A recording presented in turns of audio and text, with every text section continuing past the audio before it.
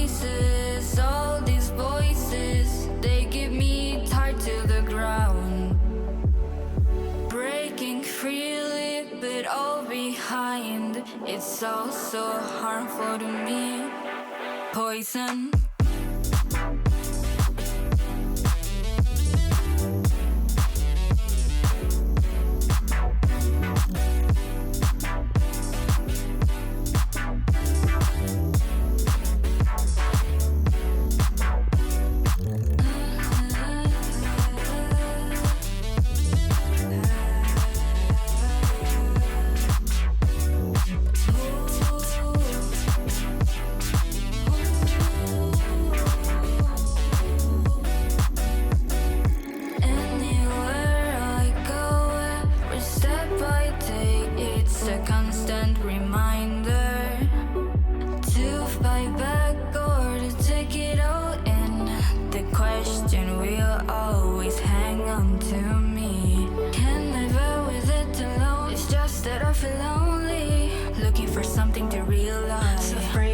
Beyond me, I look into the mirror, cannot recognize the monster I'm seeing before my eyes. Breaking free, leave it all behind, it's all so harmful to me.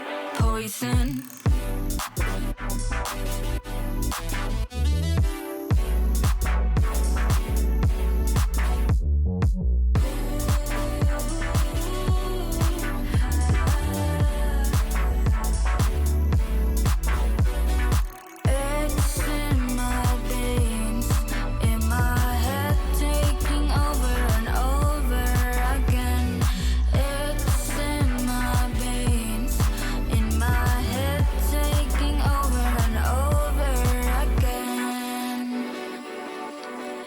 Feeling all my senses, I'm under control. What do I keep going back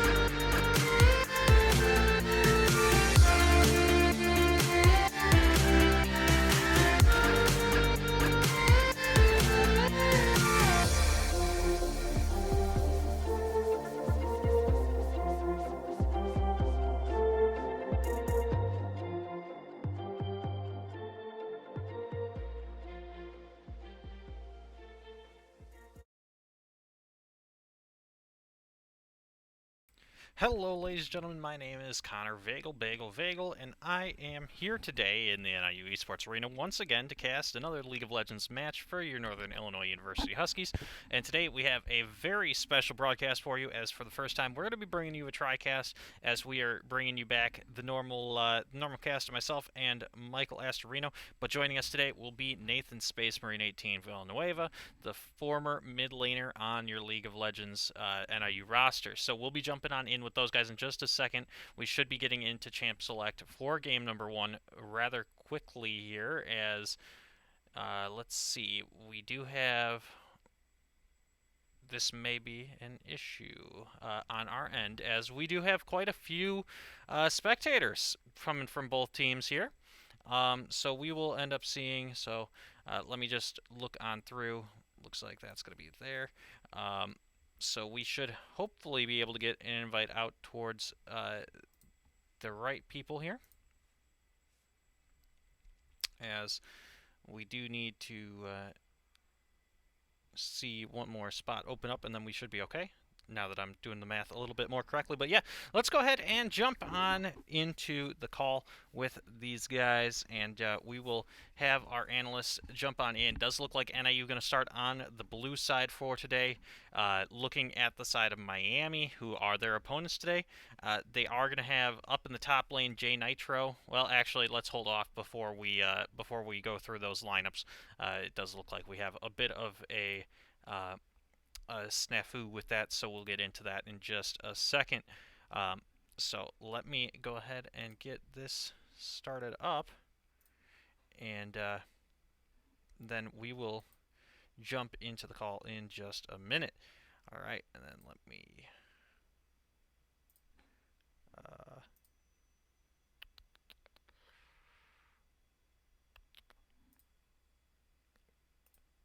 all right. Someone who's more Discord savvy than I am will need to help me out with this one. We do need to. Oh, top right. Okay. Oh, cool.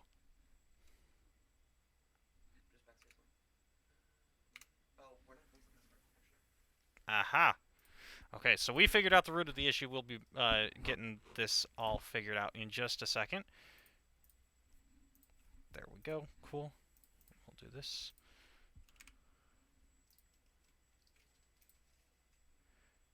And there we go. Okay. So, yes, as we're getting this figured out, okay, does look like we have the lineups all ready for you, so we are going to go ahead and get this all figured out. Does look like in the top lane, we have, for the side of Miami, J Nitro, then, oh, they are now going to get into LCS order, so let's see what happens with this one. Anyway, welcome, Nathan, and welcome back, Michael. How are you guys feeling about this matchup? Both teams coming in 1-1 on the season so far. You can go ahead, Michael, first. Oh, awesome. I'm super excited. I think we've seen a lot of different sides of NIU. I think we've seen a lot of different competition for them. And I think we are looking for a great, pretty equal game today. I think it'll be a pretty exciting one. What about you, Nathan? I think it's gonna be fun to watch. Playing against Miami was always it felt like an uphill battle. So seeing it again, just from a spectator's point of view, I'm excited to see what NIU can bring out and see what they can do. Yeah, I completely agree. I think that this is a team that I think has had some changes since we last saw them play against NIU. They did go in and they got their first win of the season there in last Saturday. Then this weekend, or this midweek, I should say, on Wednesday, we did see them go ahead and drop their match against Kent State. It was pretty close all the way through, but at the very end, they did end up losing in a close game three. So should be a very interesting one, seeing how they continue to go with that one. Does look like we are just waiting on the caster from Miami. So that gives us a little bit of time to go through some business that we have to go through. So this Thursday at 6 p.m., we'll have our next career lecture series event. That is going to be with Patrick Klein from eFuse. He's going to be joining us on the call. So if you are interested in signing up to attend that one, feel free to go to our website and sign up to attend that event. Once you sign up for one of the career lecture series events, you will be signed up for all of them. So you just have to use that same Zoom link once again the following week. Additionally, what we have going on, we have the Overwatch team will be back in action on Tuesday at 6 p.m. Or actually, sorry, correction. They are going to be back in action at 7 p.m. So their match has been postponed by 1 hour, so they will be on Tuesday still, but at 7 p.m. you'll check them out on the channel. So they will be live right here at twitch.tv/NIU_esports. Other things going on, we have the Esports Club is having a meeting tonight, so join us in the Esports Arena at 6 p.m. tonight, and you can just drop by to play any sorts of games or hang out with any of the club members, learn what they're going to be doing throughout the semester. Should be a fun time. Other than that, you guys have seen, Michael, you mentioned a couple of different styles that NIU has played so far. So kind of walk us through some of those different things that we've seen NIU show at different times. So I think the biggest thing for this game is whether we're going to see that Senna ban or not, because that will tell us who Soraka is going to play and how NIU wants to focus. If we see that Senna ban, we might see a little bit more of a priority in this bot lane. We're going to see an Ashe, we might see a Jhin. We've seen Soraka play both of those before. And that'll tell us how NIU wants to play. NIU, this team that really likes to play topside, really likes to play with jungle prio.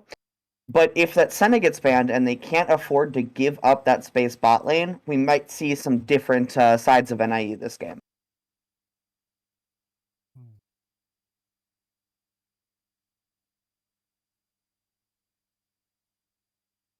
The similar. And I realized I was muted there for a second, but I was going to say, Nathan, I know you mentioned that you had gone back and watched the VODs of the matches so far. So, have you noticed the same things, or do you kind of have a different take on it? No, I really like how NIU is playing.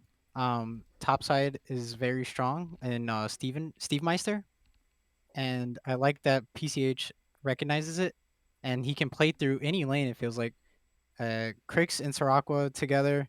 Crix can make super easy game setup for Jeremy PCH to come in. Makes it super easy to get kills, get ahead, either in the jungle or in the bot lane.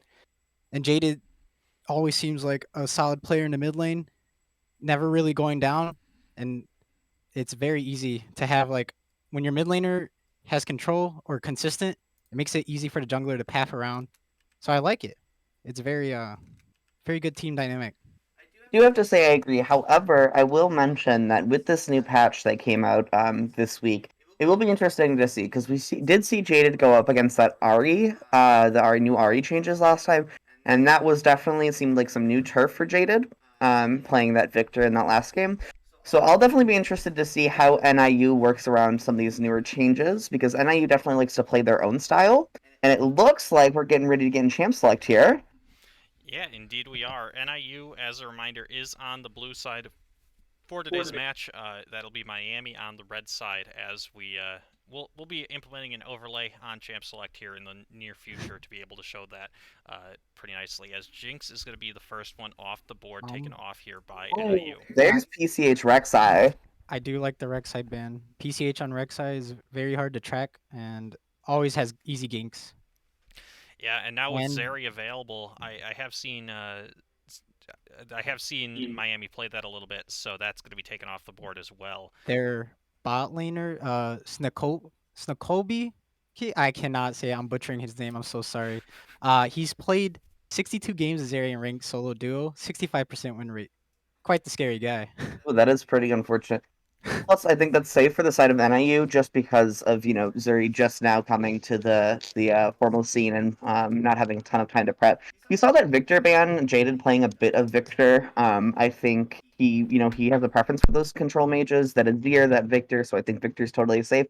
And that Shen ban from the side of NIU, which is not a new ban for the side of NIU. Steve Meister does not like to play against Shen in the top lane. Yeah, Did you guys I don't happen think to there's know why very that many is? I was just gonna say I don't think that there's very many top laners that like playing against Jen right now. He's pretty Oh, strong, and even with especially with the teleport changes, despite the nerfs that came through in the past couple patches, he still is one of the more prevalent top laners just because of his ability to roam around the map with that ultimate, even with the early TP changes that come through. NIU hovering a few different bot laners here, now kind of hovering over the Ziggs, but going to go with the Jhin. So something very safe in a utility AD carry, again, for the side of NIU and Siracqua. I do like it. It provides a safe backline AD carry. Nothing that really has to put pressure on Soraka. Makes it very easy to play into these kinds of games where uh, skill can be a definite factor with their bot lane being, I think it was Grandmaster and Diamond or something. Yep, But I think you're absolutely correct on those ranks. So It looks like from the side of Miami, we are going to get a pretty aggressive game. Picking that Thresh and that Jarvan, they're looking to play dive. They are looking to play up in Soraka's face, even though Soraka's choosing that's more safe gen. and it doesn't even have to be the Jhin. Any lane can be suspect to this Jarvan and Thresh roams. The Bard coming through side of you. That is pretty exciting to see this game. How do we feel about the Bard, Connor?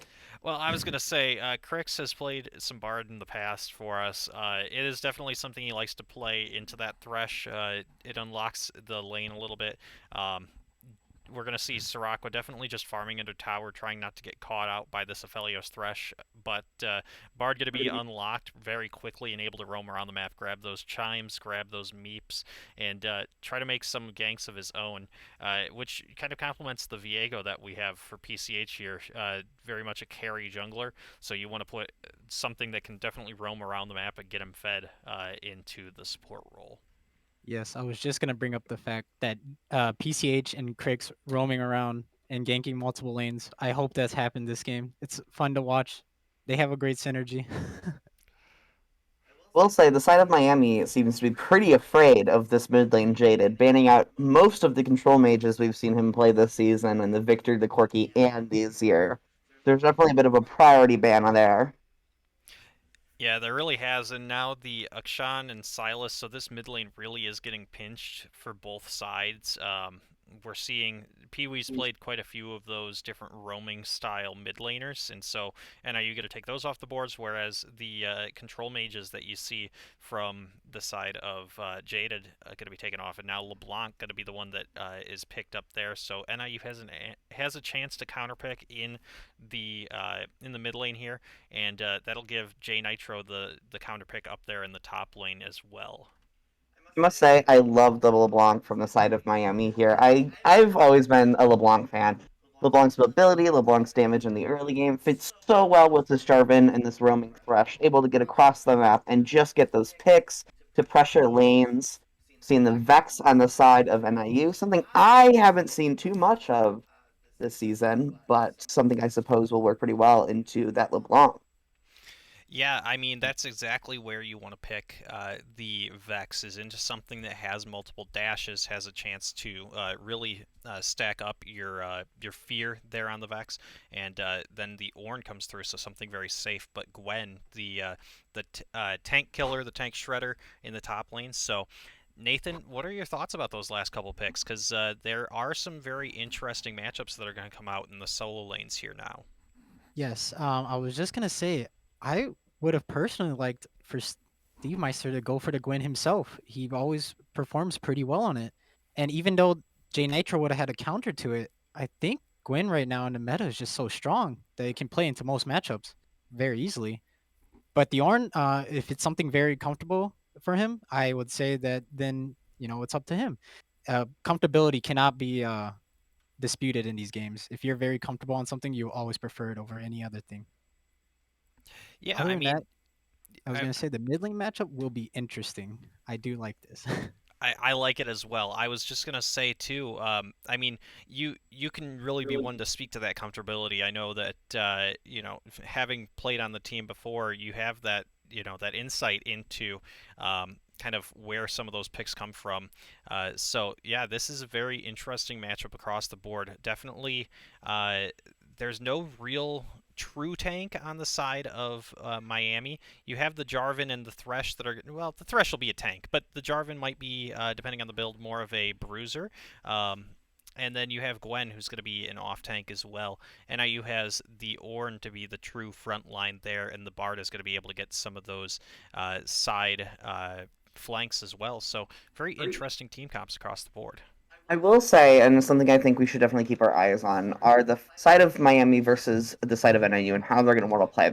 We're looking at Miami here, and Miami has, that Blanc and has that ability to separate, but they have, and the Gwen too, but they do have that Aphelios, Jarvan, and Thresh. They are looking for team fights as we get into the mid and late game.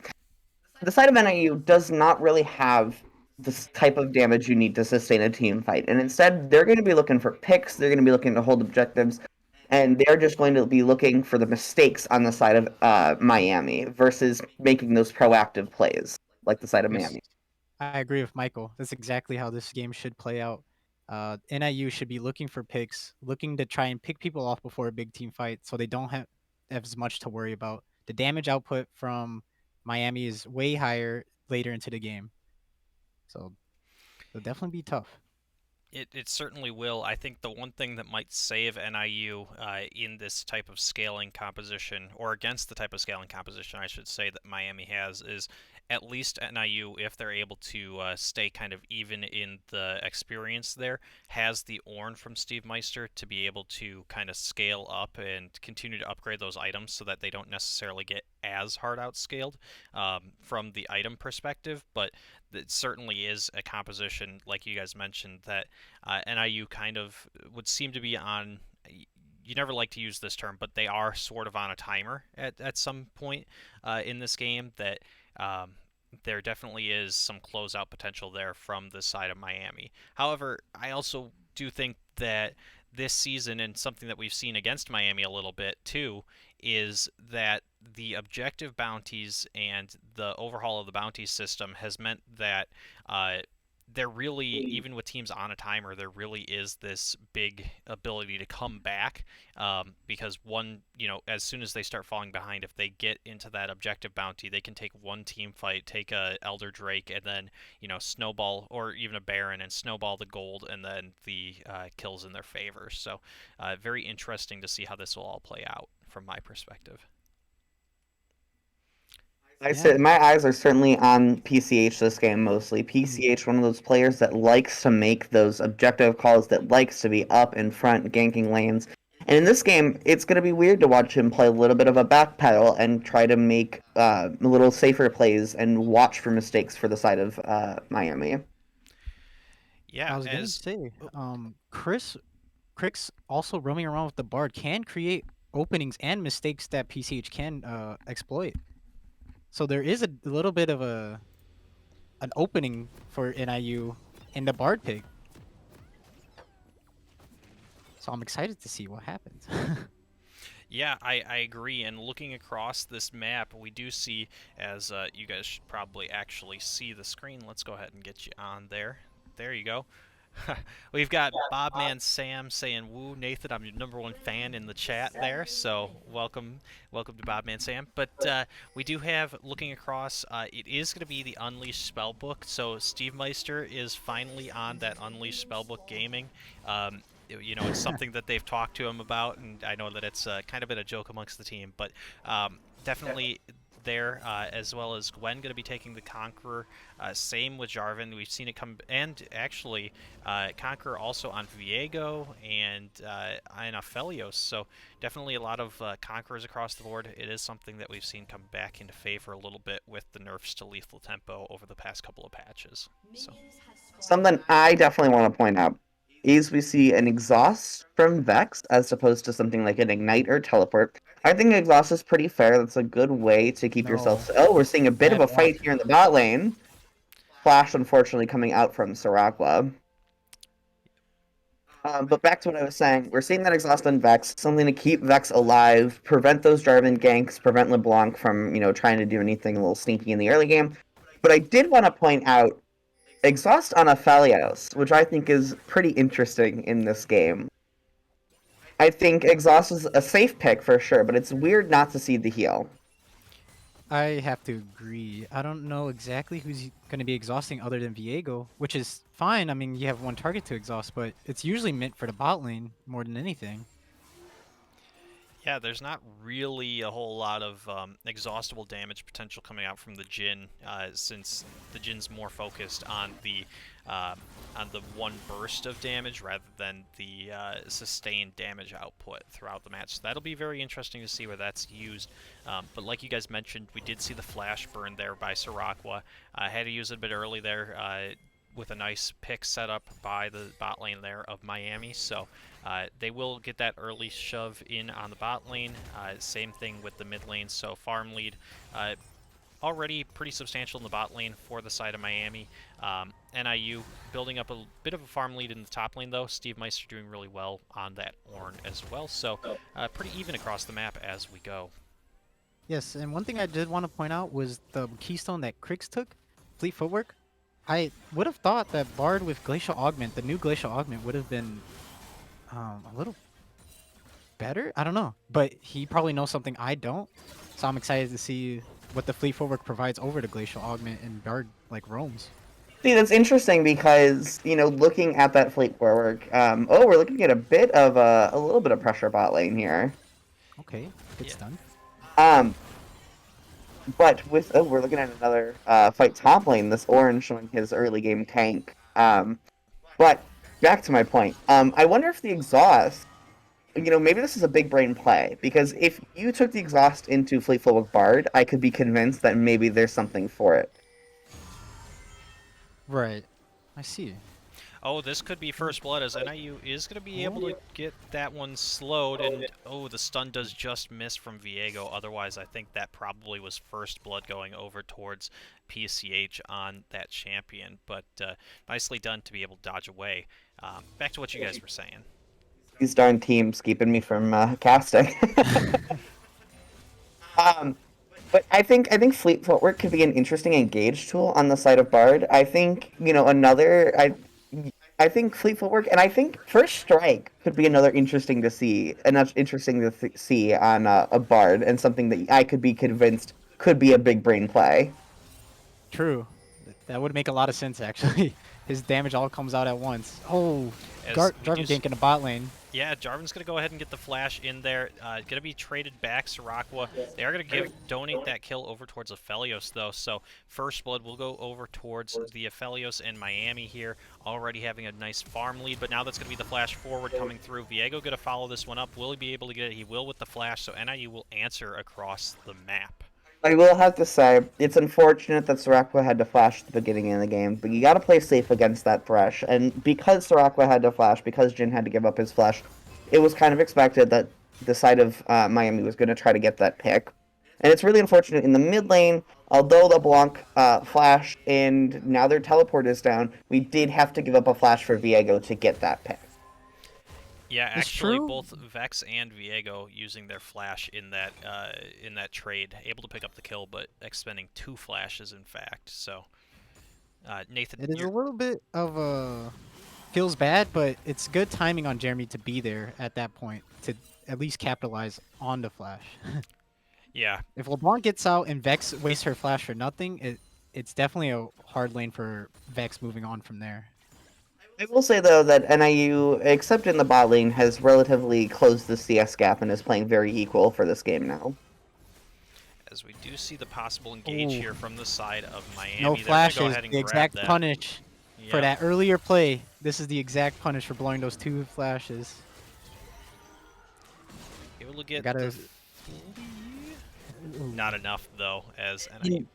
Go ahead, Michael. Sorry. I was going to say, this is the unfortunate thing we were talking about chance select. NIU has to play super safe in this beginning because the side of Miami is looking to get that early lead, to use those engage tools and get those picks. Good root on the Aphelios bot lane. Yeah, has an opportunity here, but not going to be able to grab enough. That is going to be the death sentence landing on towards Sirakwa, so they will just be able to disengage Will Miami in this one. And it does turn out that, yeah, now the LeBlanc able to punish, as you guys mentioned, on that early flash is blown, and so now 2-1-0 on the LeBlanc is Pee-wee here. 150 gold bounty. despite only being up 6 CS in this matchup. Jarvan in the mid lane again. No flash on Vex. Not going to be able to almost trade it traded, back, but very though. close. And it is just going to be the dragon picked up instead. So I thought NIU might roam the Viego over to grab that kill and finish it off, but instead they are just going to leave the kill and go ahead and grab the Drake, electing for the long-term advantage here rather than the trade kill in the mid lane. NIU about 2,000 gold down, mostly from those 3 kills that Miami has above them. Yeah, it certainly is. It certainly isn't the perfect situation for NIU, as that is already the ignite used here by Ornn. Could be able to grab something. Oh, Not able to grab it. not though. enough damage. But it was a good engage, good fight. It really was. I think there was a really nice opportunity there, and now we do see a gank towards the bot lane. Flash being used by Thresh.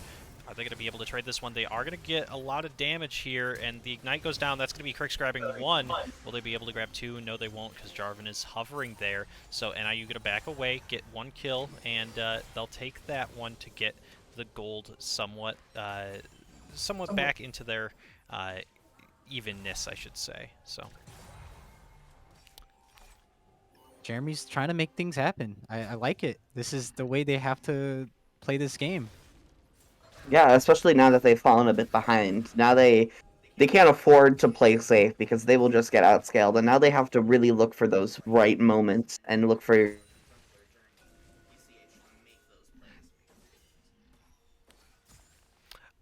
I think we lost the last part of your point there.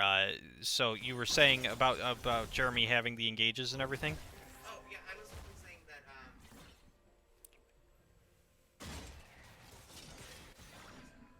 I think we're having a little bit of technical difficulties on Michael's microphone here. I'm not sure if it disconnected or what we had going on there, so we'll figure that one out real quick. But yeah, I think he was making the point that we're really seeing Jeremy be pretty proactive here, and now this is going to be the engage on towards the mid lane, and Bard, the Tempered Fate comes in just a little too late, so it will be Jaded dying once again, but a nice try to be able to get out of that one as well. Now, Jeremy Viego does here see... in the top lane, though. Yeah, does get the stun on towards J Nitro. Will he be able to trade this one back? Nicely done. A lot of damage. Crix GG is there. They're going to be able to grab that, and Jeremy will just stay alive as well. So a really close, nice though. engage. Gwen is getting already scary, and she's not even 1 item. Gwen's a very scary champion. But I do have to say, NIU needs more tracking on the Jarvan. If you look on the map right now, there's 1 control ward down, and they did have 1 in a tri-bush. But Jarvan seems to be just everywhere where they don't want it to be. But 2 trade kills back. Okay, NIU. Really nicely done. Now the stun comes through on towards the Thresh. Are they going to be able to trade this one? That's going to be the ult coming through from Vex again. That is now 3 kills that she's participated in. Sirakwa getting very low. The ult does land, meaning that Snakobi is going to get 1 back, but Crix is going to grab that. That is a 3-for-1 in favor of NIU cross map, and so a very well played there by the Huskies, and they're going to take their first kill lead of the game and their first gold lead of the game here at about 10.5 minutes. So, Nathan, what did you see in that fight that you liked or you didn't? It was Crix setting up the play for Jaded to come in with his ult, made it real easy for him to land his QWE combo on Vex, and it just completely destroyed Jarvan and LeBlanc because they don't have the items yet to survive it. Very well played, and probably a big mistake on Miami's part. They should not be that deep in. Their bot lane was very separated from their mid lane and jungle. It really was, and Michael, do we have you back here? Let's see. Seems like I have come back. It seems like the internet had some issues on the computer, but it should be fixed now. Wonderful. Did you happen to see that fight? What other thoughts did you have to add So on a it? bit of it. For me, one of the things I definitely want to notice is if we look at this mid lane, because we mentioned that Vex was so consequential for that fight.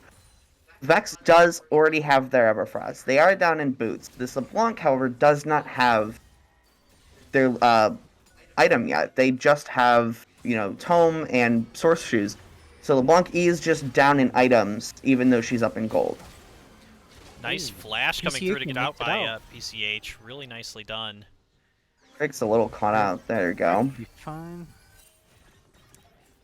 And I apologize there, Nathan. I noticed you were making that exact same point about the flash there by PCH at the same time I was, so I apologize for you're taking that good. from you.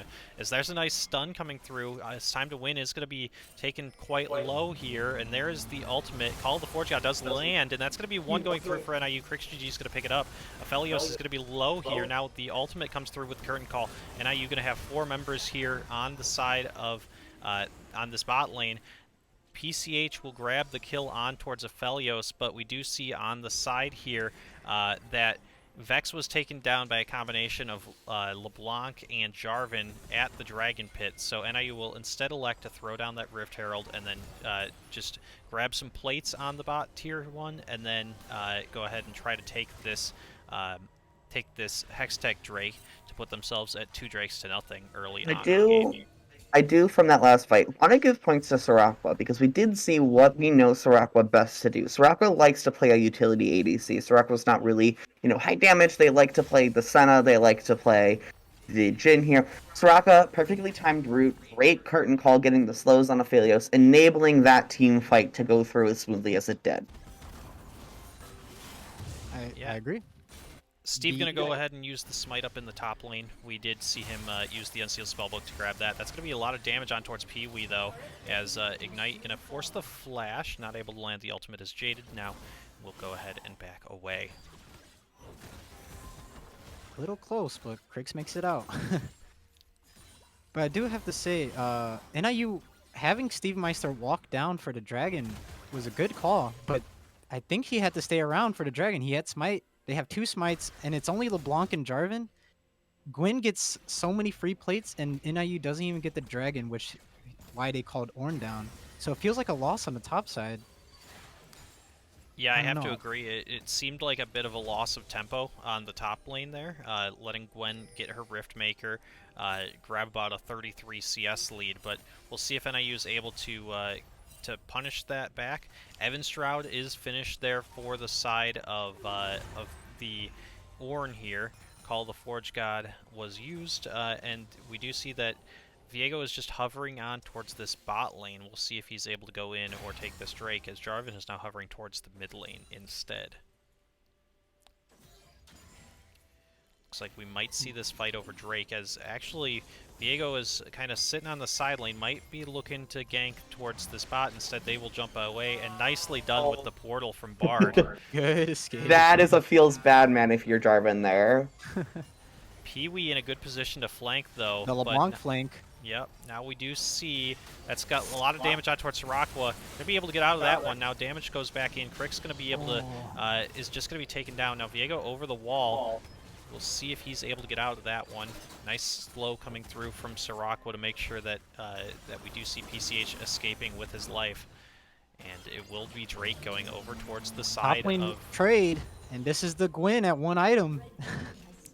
It feels so impossible to play against. It certainly does, and just deleted is the Ornn there of Steve Meister. So This was the fear. This was what you brought up, Nathan. The fact that they gave up that Drake, and unfortunately now they lost it. They gave up that top lane advantage. Now Ornn's so far behind the Gwen. And now we're looking at NIU saying, how do they keep up with this tempo of Miami? And if we recall back to when we were in Champ Select, we were saying that NIU's on a timer, and that timer, it feels like it's almost already up. NIU doesn't have much time left until Miami hits the point where they just don't lose the game anymore. yeah, we'll see if Crix is able to get that stun. He's just going to get the slow on towards Pee-wee, but will mean that Vex is able to farm up a little more safely here in the mid lane. Blue buff going to be donated on over towards Pee-wee as well. And we will just see each team deciding to go ahead and continue to farm out these lanes. And the gold lead's not certainly not insurmountable, but as you guys mentioned, the power spikes are starting to get to a point where Miami is definitely in a very solid state of this game. We'll see if NIU is able to get a pick here. Tempered Fate will have to land if NIU's going to be able to do that. Now Ooh. that's going to be Death Sentence landing. Tempered Fate But does he land on lives. 2. Max going in on Aphelios here. Flash being The Gwen used. TP in the back. Yep.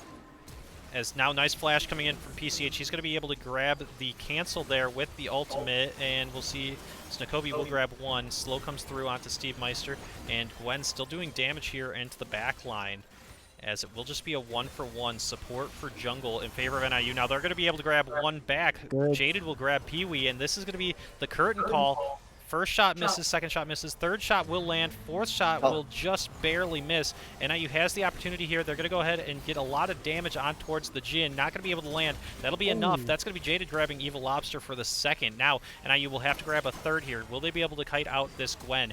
Gwen goes ahead and flashes. Now, this is going to be the Bard portal used. This could be Crix going a little too far. Death Sentence does miss, so NIU will just elect to grab this mid tier 1 turret, or at least put some damage onto it.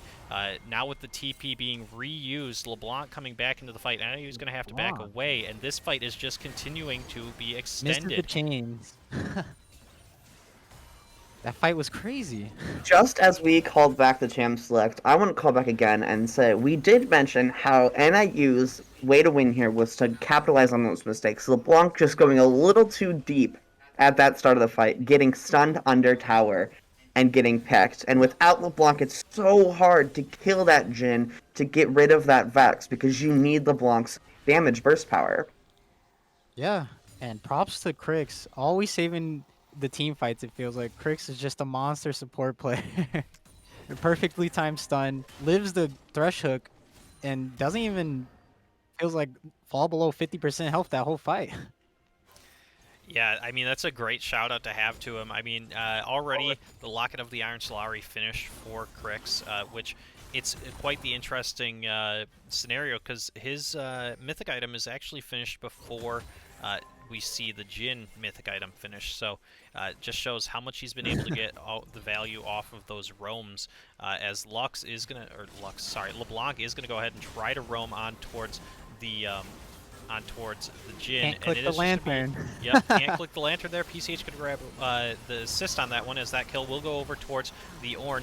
Nicely done to stop the Gwen ultimate from killing him, but still going to drop will be PCH, but they will get 2. It will just be a 2-for-1 in favor of NIU. Now, J Nitro going to try to re-engage on this one, and we'll see if NIU is able to continue to go forward with this, as we do see that Ornn is having to back behind the team here, and a lot of damage going through with Crix's Bard there. Just going to go ahead and chunk out Gwen enough to be forcing her to back on this one. It's that fleet footwork Bard. Yeah. It's the answer. It's the answer. I would like to Vex there, keeping Bard safe. It's really hard for Gwen to engage on Vex and just keeping that control of that mid lane. And NIU doing a really good job at this point, holding with what they've got, trying to close those gaps. The Yeah. gold now only 1.5k. And I gotta Yeah. give props to NIU, the team as a whole. They capitalize on each fight where they know they can take it. There in the river, Jarvan and Aphelios and Thresh are separated from Gwen and LeBlanc. They're 2 heavy damage dealers of the team right now. And NIU notices and just completely turns the fight around, because their top laner and mid laner is just not there for Miami. Miami But is a going to little go ahead and late. grab the Drake here, but this could be the turnaround by NIU. They're going to be able to grab a lot of damage on towards the support there. It is going to be the 1-for-1, as PCH did die in the side. Now this is going to be the 2-for-1 in favor of Miami. Steve Meister not really able to join the fight at any point here. Now it could be the 3-for-1, as there it is. That's going to be Oh, Jarvan man. re-engaging. NIU not really able to get out their support here, and that will be the 4-for-1 in favor of Miami. Jada just going to have to get away from this one and give up that mid-tier 1 turret. NIU looked like they had the opportunity for the fight, but I think that just came down to Miami was able to take the Drake a little too quickly before the Ornn could be in the position on the side for the flank, and so he ended up just kind of watching as his team had fallen. It's one of the unfortunate things. I do find it a little odd that NIU decided to contest that dragon, only because NIU is lacking a lot of vision on that bot side towards that drag, and it's really hard. If you're NIU, you're thinking, I cannot walk up on this Thresh Jarvan. It's just not something you can do safely. And so, it's kind of unfortunate, but NIU probably should not have taken that team fight, especially with Ornn on the flank, not really being able to peel for the Jhin or any of the important members of his team. I have to agree with Michael. They're already late to the dragon, and they have no vision on it. They can't walk up into Jarvan Thresh like that, especially if Ornn not leading the charge. For NIU to have a chance in these fights, it feels like Ornn has to be in the front. It left PCH alone in the backline. He's the only one that can go in, and Miami just kills PCH first, and now they have no threat on the backline anymore. Yeah, and the one thing that I think is a bit of a solace here for NIU is Gwen is level 13 to the Ornn's level 12 at this point, but Ornn getting very close to his level 13. He'll be able to turn that Evan Shroud into its upgraded version. We'll have to check on the name of that item, but he's getting very close to being able to upgrade some of the other items on his team. So The Equinox. Equinox, thank you. We looked that up on Wednesday's game because we have seen the Evan Shroud coming out more often here for Steve Meister, and J Nitro is now in a bit of a bad position, but we'll be able to just get out of that one. Does look like the side of Miami might be looking for a pick on towards Crix. They are going to go ahead and grab that. Now, nice Tempered Fate, and Crix able to get out of that one. Really nicely done. Snakomi is going to die in the side here. This will be the trade back as J Nitro is just super ahead here, but will be a 2-for-1 in favor of Miami. PCH actually falling earlier, so a 3-for-1 in favor of Miami.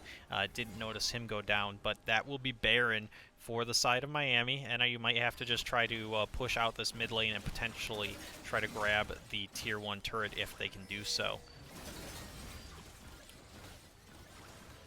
Aphelios, definitely one of those ADCs that is hard to just fight. Aphelios, especially with the Immortal Shield Bow, just impossible to kill, even if you're an assassin like Viego.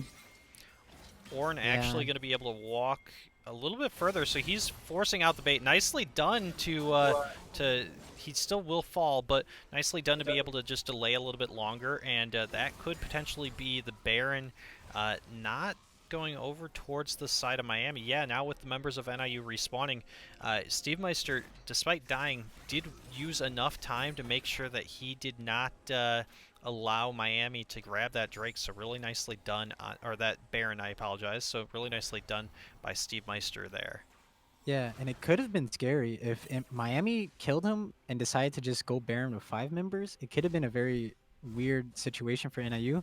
But good on Steve Meister to walk in, just stop the Baron, give his life. It's definitely the better play out of the other options of just losing Baron.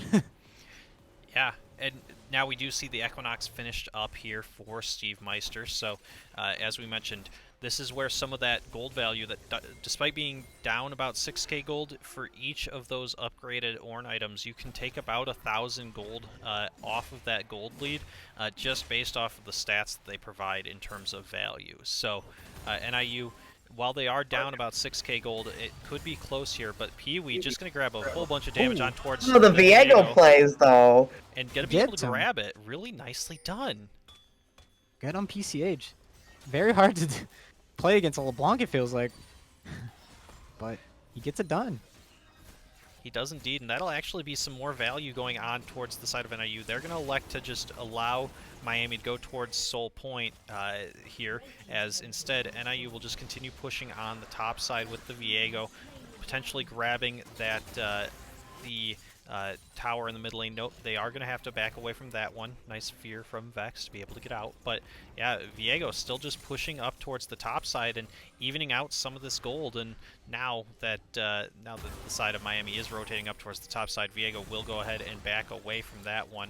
Will he be able to get out? As he that's might not make it out in time. That's a very quick rotation. Now teleport being used as well by LeBlanc. But he is going to be able to get... Oh Let's my see, God. is he able to get He's out. away from this LeBlanc? He's out. He's 100% out. Yeah, with the Vex there, that's going to be enough. really nicely done, forcing the teleport out from the side of Miami. Now Not Miami might only turn towards Baron, though. not only forcing that teleport out, but the amount of time they got all of Miami to chase Viego, just such a waster of time and effort. Taking them off, they can't afford to take this Baron now just because the L of NIU is up. So, great on Viego to not only stall the side of Miami, but also get out of there. Yeah, Viego sitting at level 14 himself, already the highest level member of NIU here. We'll see if NIU is able to continue pushing this through. Ornn, still level 13, does have the cleanse with the Unsealed Spellbook right now, so if we take a look, he is on, well, we can't actually tell how many of his upgrades he has so far done, but if you're keeping track at home, I believe that's at least 4 or 5 of the 7 that you need to get the quicker cooldowns for each of the summoner spells there that he has gone through. Ornn, once he gets 14, will be able to start upgrading those mythics for his team members, so that's where the value will really start to come in, and he actually adds value to his own Equinox here, so we'll see exactly how this all plays out as they continue to go through this and continue to scale up. Here does NIU. I got a big question for you, Nathan. Yeah, Cloud go ahead. Soul on the side of Miami. What are we afraid of? I am mostly looking at Gwyn and Jarvan as people to be most afraid of. Jarvan might seem like a weird answer, but it's mostly because he can ult and then just get out like with his EQ or flash out, and it just leaves the team stuck in there. And I've seen, I don't know if Evil Lobster is gonna do it, but Jarvans have actually been building Zonias, so when they ult, they just Zonias inside their ult just to keep everyone in there. But really, the main problem is definitely the Gwyn with Cloud Soul. Uh, I don't know the interaction exactly, but I'm thinking it might be it goes off all 3 times on her ult. Don't quote me on that. But either way, Gwen with a movement speed buff while inside her W, while using her E, just her whole fight is just very difficult to handle. Really nicely done there. Crick's able to get away from that that engage of the side of Miami, using the Jarvan there to engage, and we do see that level 14 did come out for the side of Ornn. Hasn't upgraded any of those items yet. We'll see which one he elects to go for, as Crix is going to go ahead and get the engage. Nice Tempered Fate. Ultimate does come through, able to re-land there. Nicely done by Vex. One's going to go down. That's going to be the Aphelios to start it off. Evil Lobster also going to be very low, now going to be chased by PCH. He's going to be going down as well. That's a double for NIU, or actually a 2-for-1, I should say, for NIU. Can I just make a point? Oh, yeah. I think Nathan was going to make this as well. Incredible teleport cancel from the side of Soraka. Yes, that too. Gwen was teleporting into the bush, and Soraka canceled it, saving the back line. Yeah, I didn't even notice it, so awesome point, you guys. And yeah, that's going to be Baron started up here by NIU. Are they going to be able to grab it? This is Pee-wee on the side. He is just going to jump on over the wall. Not going to be doing much damage, though. Now he is going to go ahead and go in, going to be backing in and out. The Smite is on the side of NIU, though, so they are going to grab it. They'll secure that Baron, and now Soraka will just be taken really low, but she is going to get out of that one, and with the empowered recalls here from the side of NIU, they're going to be able to grab this back. Yeah. They'll have all 5 members with Baron, so really nicely done. And now the ultimate comes through from Soraka just to clear the wave. Gwen does get out of there. I think they probably called for it to get the slow early on, but then just elected to clear the wave instead. Not a huge do not know about the but... ult because it is right before Dragon. It's going to be kind of a useful tool for Dragon fights, but we'll see how it works out. We certainly are. As there's going to be Thresh just taking really low in the engage, and yeah, there it is. NIU going to be able to grab that. Now that is Evil Lobster also going to go low. It is Pee-wee going to grab Soraka, though, on the side. Now we'll see if NIU is able to re-engage on this one. They're going to go ahead and get that. Evil Lobster will go down. Now that's going to be the Viego turning into Jarvan. J Nitro going to be taken on the side, and very low. He's going to be taken out as well.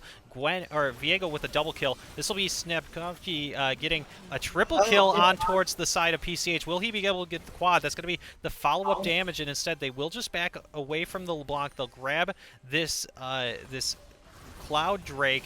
Now re-engage potential coming through from NIU. They'll just zone off this LeBlanc, and NIU has gotten the gold back to even in this matchup. And as we mentioned, or they are just down 2K, but as we mentioned, with the item upgrades from the Ornn, you can effectively call the gold even. Plus, with this Baron power play, they're going to go ahead and grab it, and they have a very good chance to take the lead in this matchup and really continue to scale through. Yeah, PCH pretty much just putting the team on his back in that fight. He killed almost everyone. NIU's here to play, and they played the team fight just really well. Great use of cooldowns, great use of Tempered Fate, keeping everyone alive. Great use of zoning out Thresh. Able to, turn this game around, and, we're seeing, for the first time, NIU being kind of one step in front of the other. Yeah, they still have that Baron buff on I believe all 5 members. I don't think they lost any, or Soraka won't have it, so she did fall in that fight. I apologize, but NIU now having the level 15 on Ornn, that means that the what would that be? Let's see, the Eternal Winter instead of the Everfrost. Thank you. I apologize. Some of these new mythic items are throwing me off again. But we do see that the next upgrade will likely go on over towards, will probably go towards the Viego, turning that Divine Sunderer into its upgraded version as well. So we'll see if that's what comes out here. Actually, 16 on Steve Meister, so he's sitting with 2 upgrades available to himself and hasn't quite put them out there. So we'll see when he elects to upgrade those items. He needs to get that done. That's about a 1,500 gold difference right there. It is, and now Pee-wee's going to be stunned up, and that's going to be a lot of damage. All comes out from Jaded is going to be used to follow up, and that is the kill going through. Jaded with a really nice ulti, but Crix setting it up with the stun there. So we'll see where NIU elects to take this to now. Now, ultimate isn't going to go far enough to land on towards Aphelios. Was the nice angle though on it, and we'll see if NIU is able to continue to push through this mid lane. I'm really just loving this Vex pick. I really didn't. I haven't been a huge fan of Vex, but I am really loving Vex into LeBlanc and just how easy it is for Vex to shut her down. There's the They're engage going on coming in the through Bard, Evil but I don't even Lobster, think but this should be what they need to do. no, He Bard gets just out. uses his tunnel and just gets out from there, and that was really nicely played by Crix.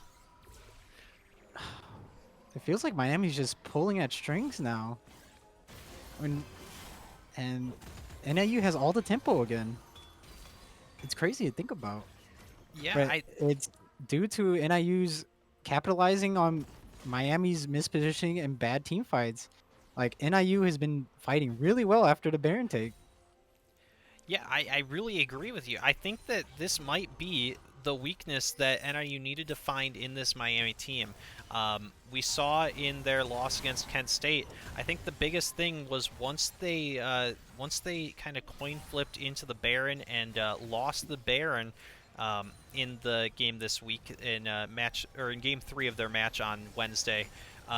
There really wasn't much that Miami could do. They kind of just bled out and lost at that point. And now that's going to be Tempered Fate. Not going to land on anybody here, but nicely used ultimate combo from Jaded and Steve Meister. And this could be the push for the end, as Evil Lobster is going to be taken low and zoned off of this fight. Now PCH is going to be going godlike, as J Nitro will heal up quite a bit. That's going to be the stun on towards Vex, but she's going to be able to use her No damage.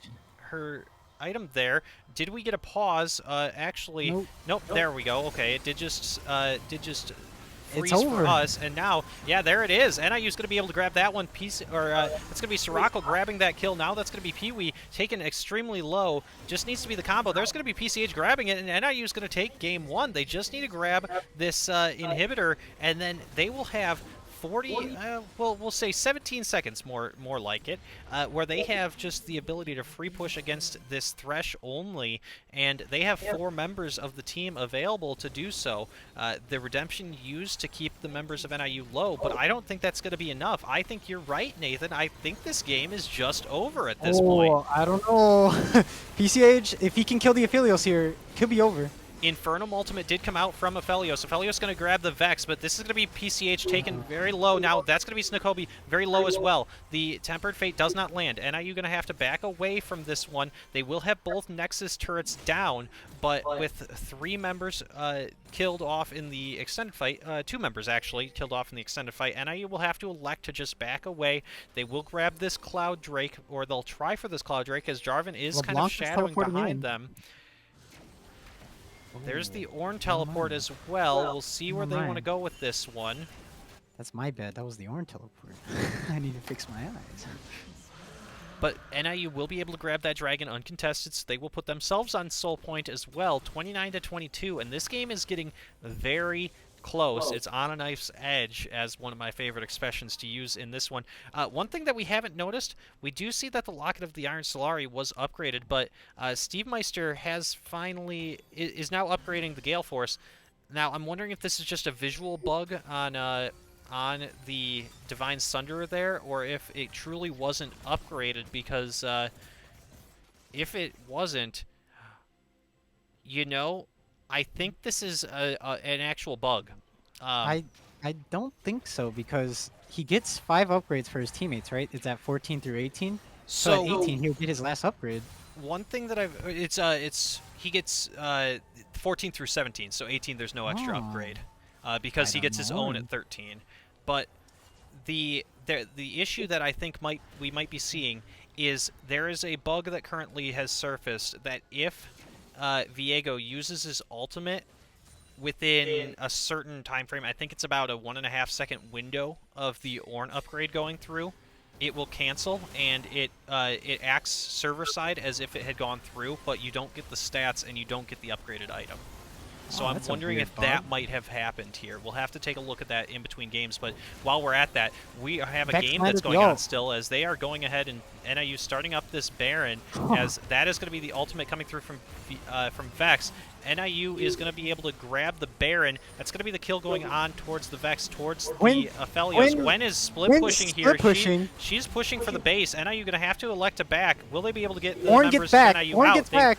Ornn, yeah, is going to be able to get out here, and it is going to be NIU looking to just base race here, as there's going to be enough. Viego going for it. Yep, that's going to be LeBlanc teleporting in, trying to finish this off. We'll see if NIU is able to win this. They're going to be able to stop this one from the side of Gwen. Ooh, good Will she be able to get this? This is oh my god, what is going on? As there's the ultimate used, yeah, there's the hook, and we're a little bit behind you. That's going to be the trade coming back. NIU is going to fall as well. So yeah, there is going to be just neither team able to finish off the base race. So we'll actually, while we're waiting here, we will speed up, because I know that when we froze, we fell a little bit behind you. But there we go.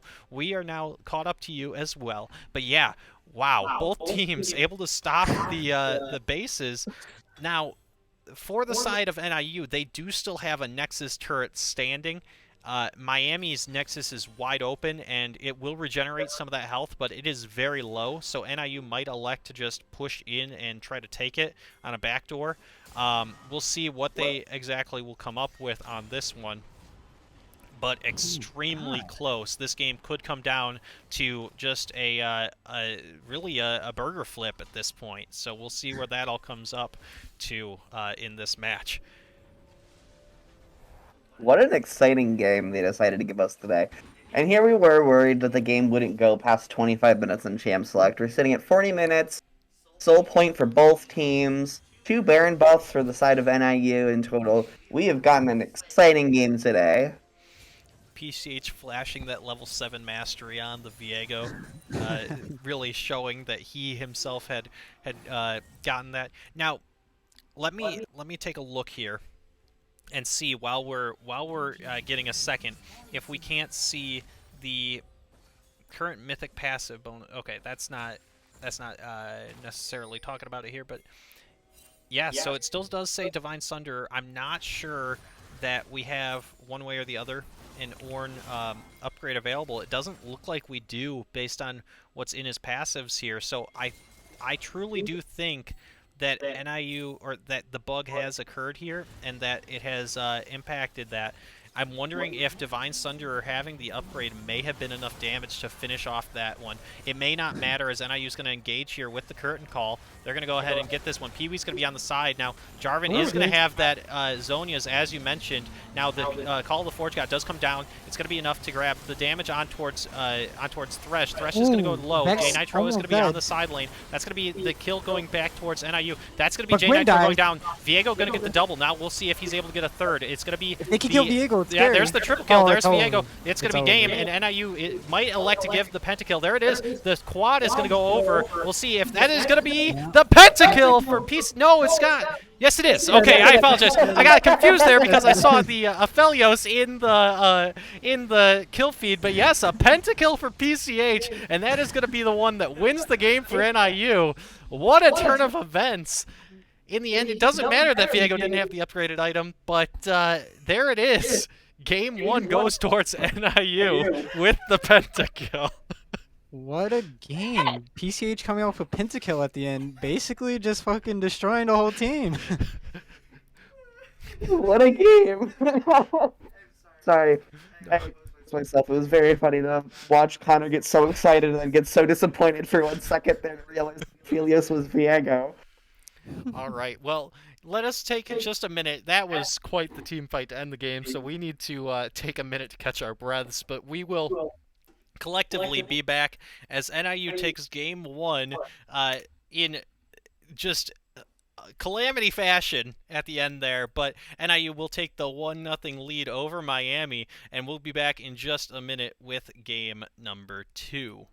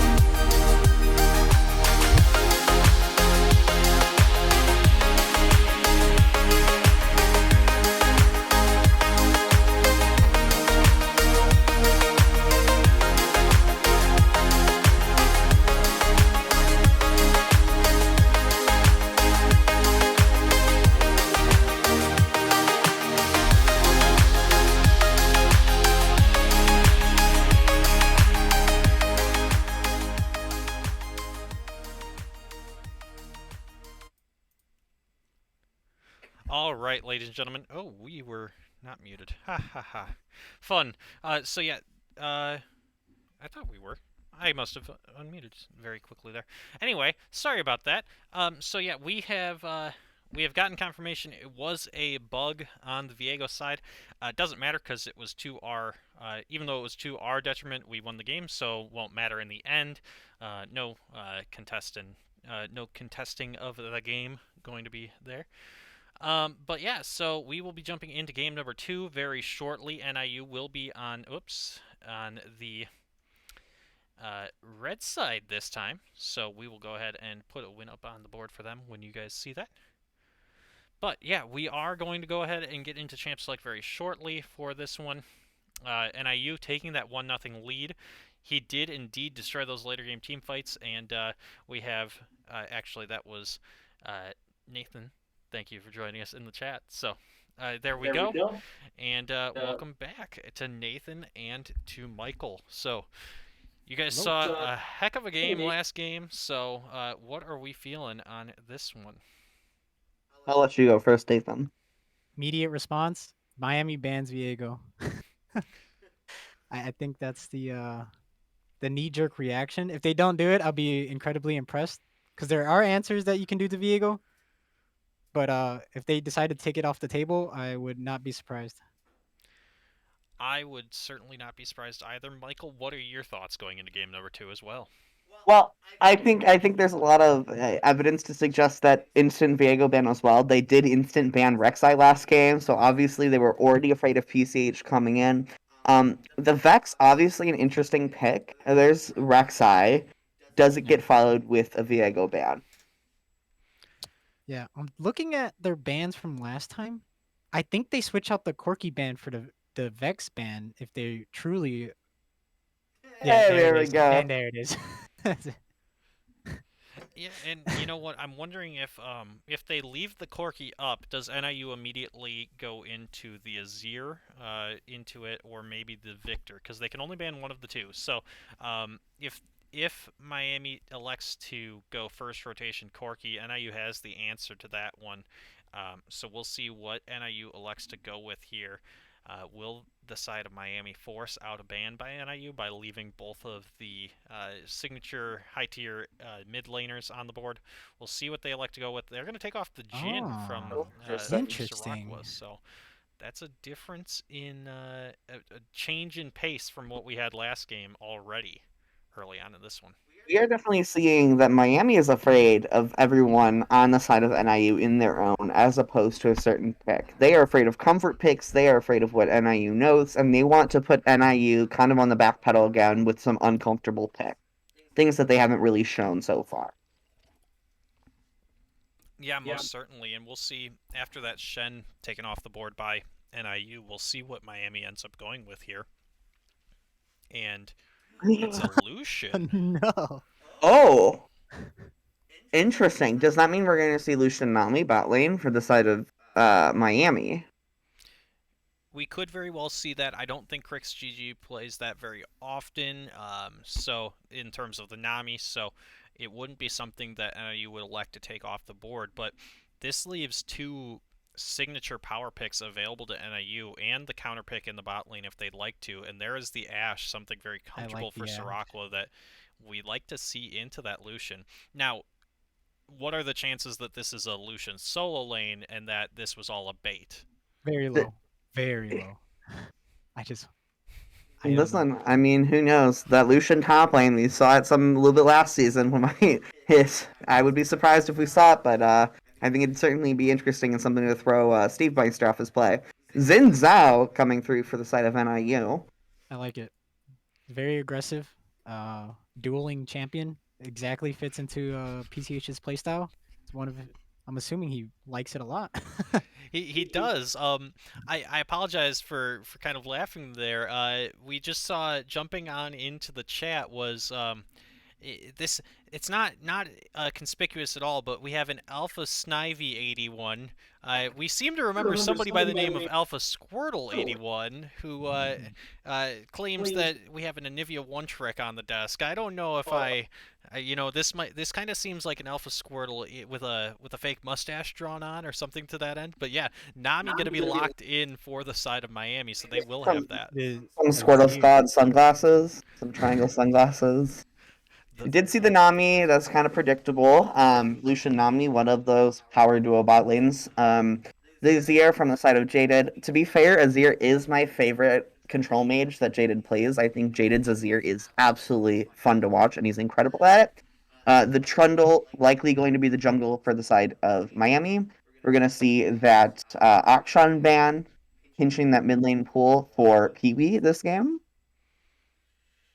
Yeah, and I do have to add on to the Jaded point. Even though in the game I didn't really make mention of it, Jaded was really doing work in those later game team fights. He completely did one shot Aphelios in the Baron or the second Baron take, and it was just complete terror. No one could really kill him. Yeah, I mean, Jaded's Vex was absolutely incredible. It was so good at getting picks, so good at doing the damage in the team fight. We did see that Ornn ban, so I'll be definitely interested to see if that is followed up with a Gwen ban. How does Miami want to control this top lane matchup? Yeah, if we don't see that Gwen ban, I would imagine that we see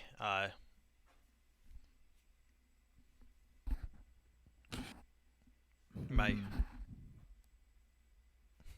So I can see the game. oh shoot yeah A Nautilus ban. Interesting. I was like, what was that? That is certainly an interesting pick. There's the Glen from Steve Meister. Saw that one coming a mile away.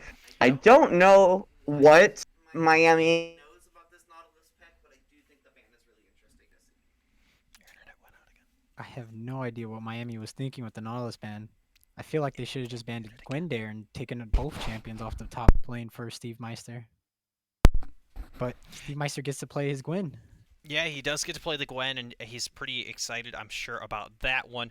Twisted Fate going to be brought out here from the side of Miami, and that was a Vayne hovered. Then the Fiora, they're kind of running through all of those signature top lane picks that you see. Mordekaiser could be an interesting one, especially with that magic damage, but Renekton? Possibly the matchup? It is indeed.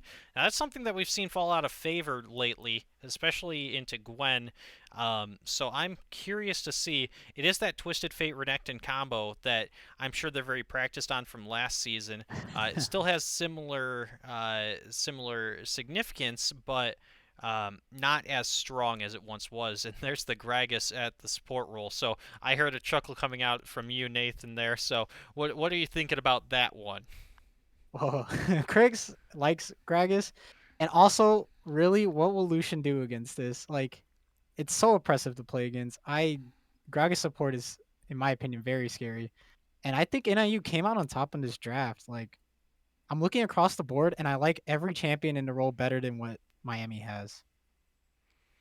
Yeah, this really, I mentioned it before, but I'm feeling, and correct me if I'm wrong, but this feels like a season 2020 or a season 2021, maybe early season 2021 type of team comp, and NIU feels like a stronger, like this season, like strong champs and everything, that I just feel like we have an advantage here in a lot of these roles. Right. The only one I'm looking at is like Azir, but Jaded being known for his Azir play, it's very comfortable for him. He probably came out on top, and I would have to agree. Yeah, we'll see exactly where they want to go with this one. Obviously, since this is a best of three, just to get things out of the way, if NIU is able to take this, they will move to 2-1 in conference play, and taking down one of the teams that they will finally get revenge against, a Miami team that they have. to put it lightly, they've had some tough times against in recent years. So it would be very interesting to see them take this Miami team down. Now, we'll see exactly where they want to go with that one. We already talked about some of the business earlier, but just as a reminder, we do have the club meeting coming up tonight at 6 p.m. here in the Esports Arena.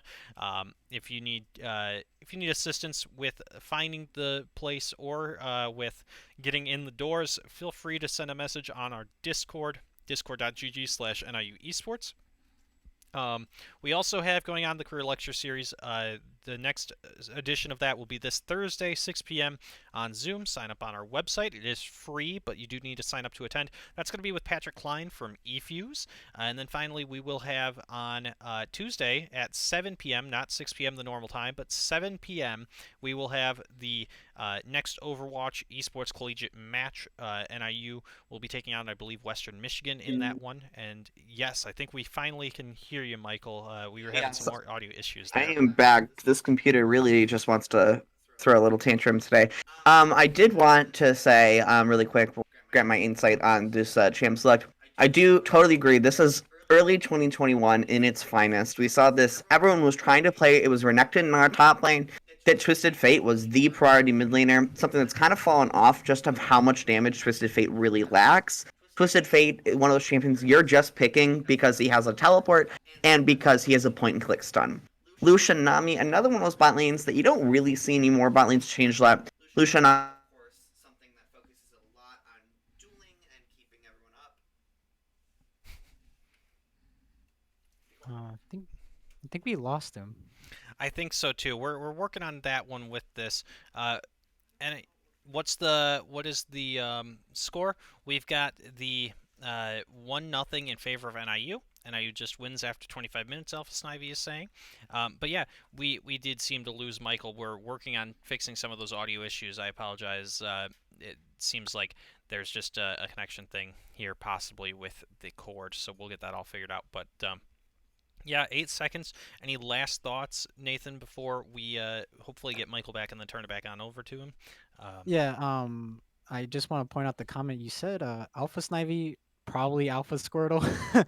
He's. I feel like he's completely right. The 25-minute mark, it feels like NIU has the stronger team. And I know I was saying this last game about Miami's team, and NIU completely outplayed them.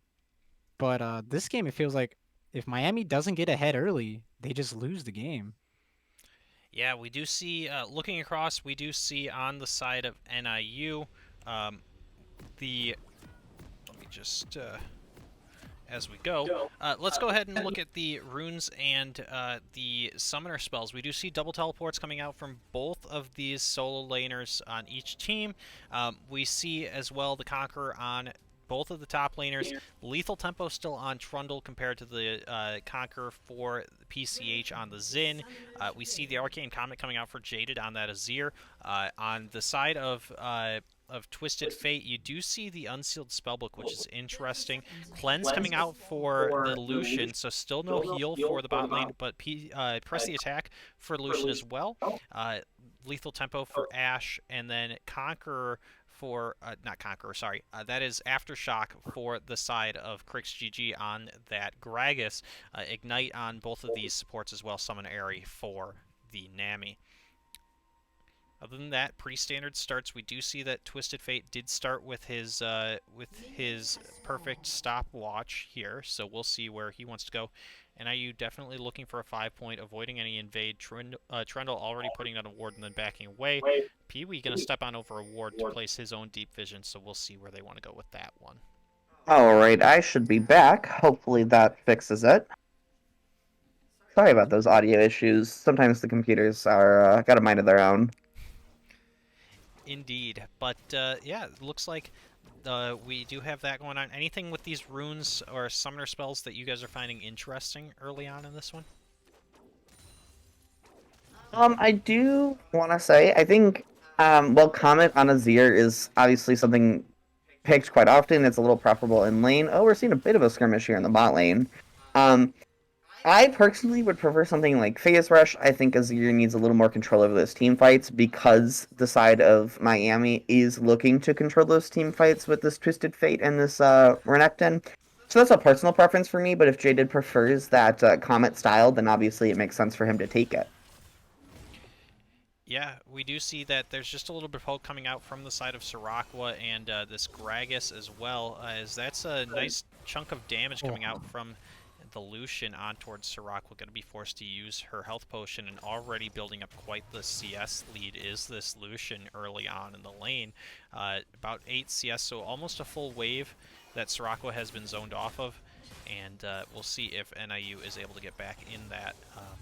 As the real, as we mentioned earlier, you do pick this Lucian Nami for exactly this reason. It is super oppressive of a lane, so we'll see how they want to go with that.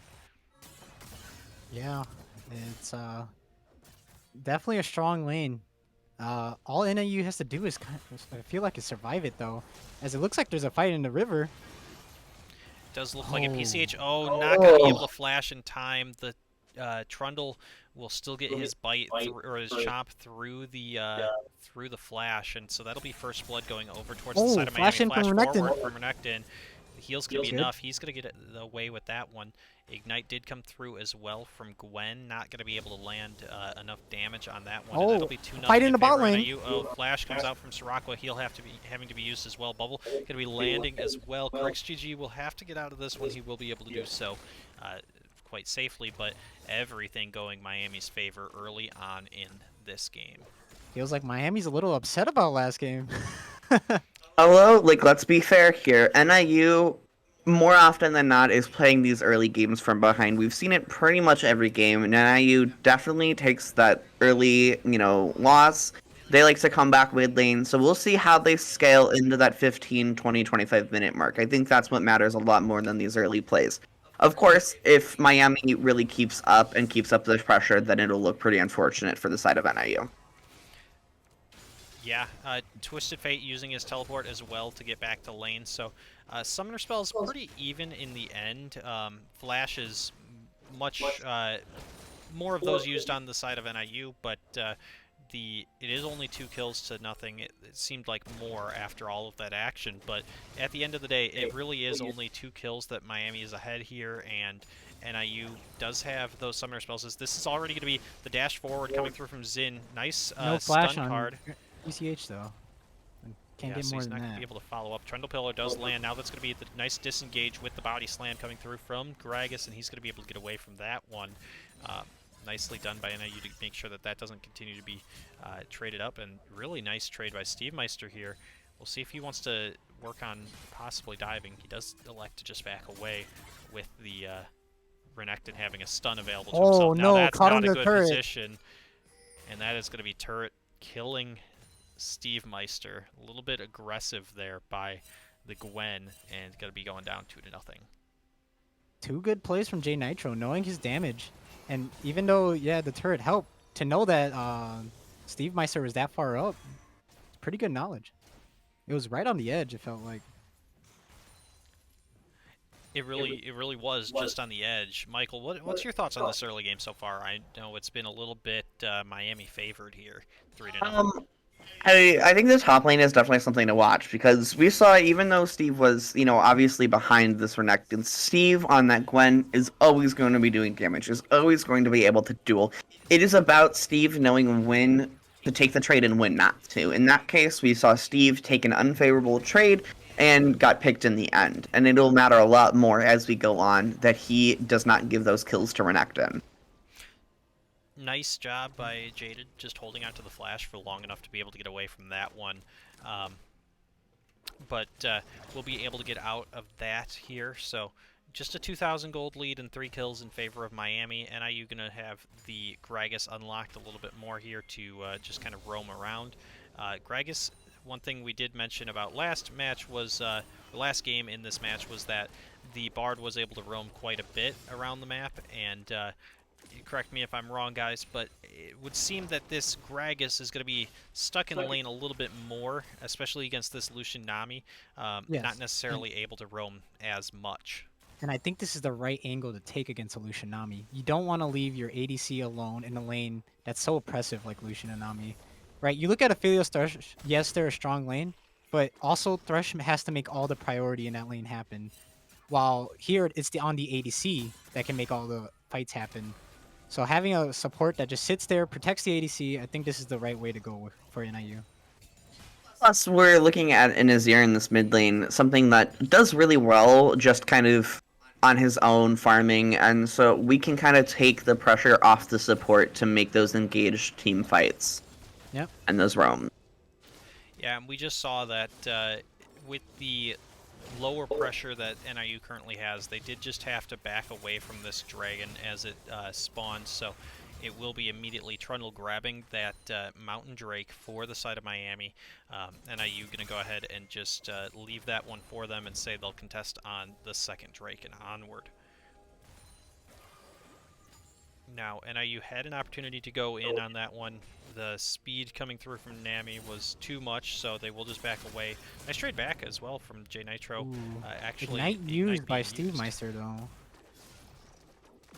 Yeah, I think that one seemed to be that he had to use that Ignite just to lower the Renekton healing, because I think if Renekton heals up any more on that one, he's going to feel free to just pressure a dive on the Gwen.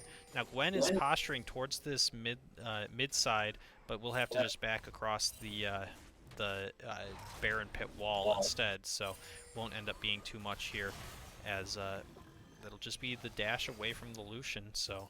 Kragix is a level up in this bot lane, level 6 compared to everyone else's 5, so we might see something interesting go on before the side of Miami hits, with PCH zoning right behind them. Indeed, this could be the body slam cast combo. It is going to be one. Nicely done, but not going to be able to grab a lot out of that. Oh, nice sidestep from Snakobi will mean that there won't be enough to go. You shouldn't in be there. allowed to stay here, but Tisafate does have ult, and I think NIU knows it. They're backing off. Yeah, it does look like they are just going to walk away. Not going to worry about the Twist of Fate ultimate at this point. So, the Tempered Fate, or the Tempered Fate is barred.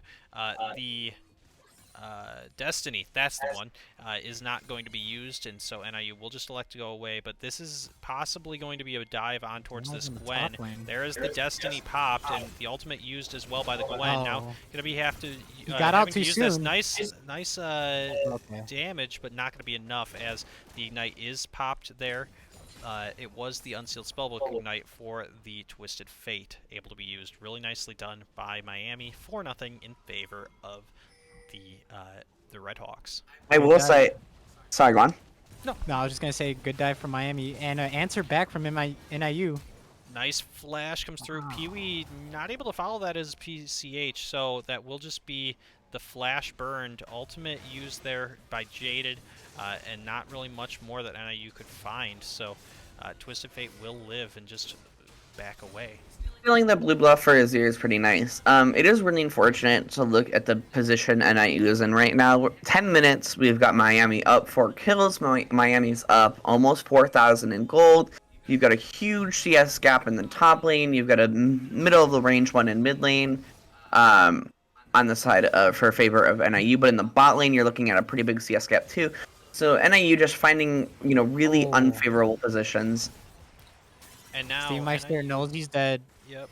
He's just going to continue to try to take this wave, as it does look like Miami has elected to go to the lane swap here. Potentially just going to grab the... Yeah, they're going to donate all this gold over towards their Lucian and Nami, as they do have the Rift Herald that they will use there.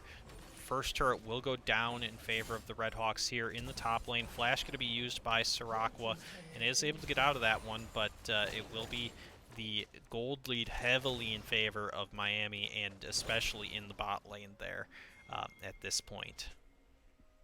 So Nathan, I got a question. If you're NIU right now, what are you doing? What do you think is NIU's next step to maybe close this gold gap just a little bit more? You have to mitigate the damages. Right now, Sirakwa's getting dived on the bot lane. They really have to start trying to cut their losses and trying to survive these lanes. And I know we said that Miami had early game pressure, and that if it got to a certain point, NIU would win the game. But NIU is not going to be winning anything as 5k gold lead down. I think they're just getting outlaned right now. I think that's the real issue. Yeah, if there's one solace in this one, it's that the gold in the mid lane is almost exactly even. Actually, Twisted Fate's still up about 500 because of his extra gold generation from his passive, but those 2 kills are the real separator here, as we do see that Jaded is up 16 CS at this point, actually about 20 at this point. So NIU will just elect to try to clear these waves and see what they can do to potentially contest. It does look like they're just going to go ahead and give up this Ocean Drake and see what the soul point will end up being.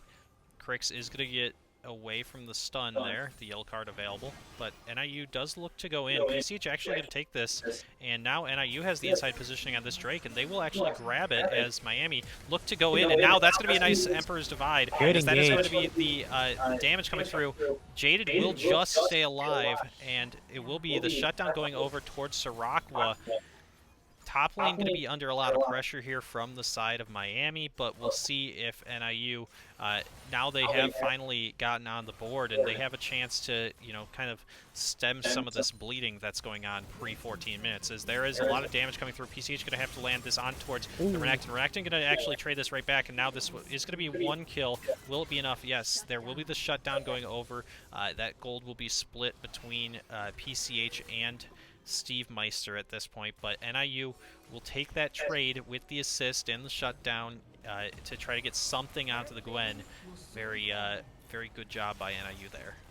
NIU cauterizing the wound, bandaging it up, trying to mitigate all this damage, trying to take positions where they can. I was very surprised to see Miami back off that dragon there and give NIU that favorable positioning, but NIU doing a great job taking it, getting that Drake and turning that into an extra kill, and then another kill in the top lane. Yeah, Nathan, is that what they needed to do to start to get back into this game and, you know, start to scale towards that late game comp that we said they'd have the advantage on? Yeah, absolutely. I mean, Miami gave them an opening at the Dragon. I feel like I'm right there with Michael.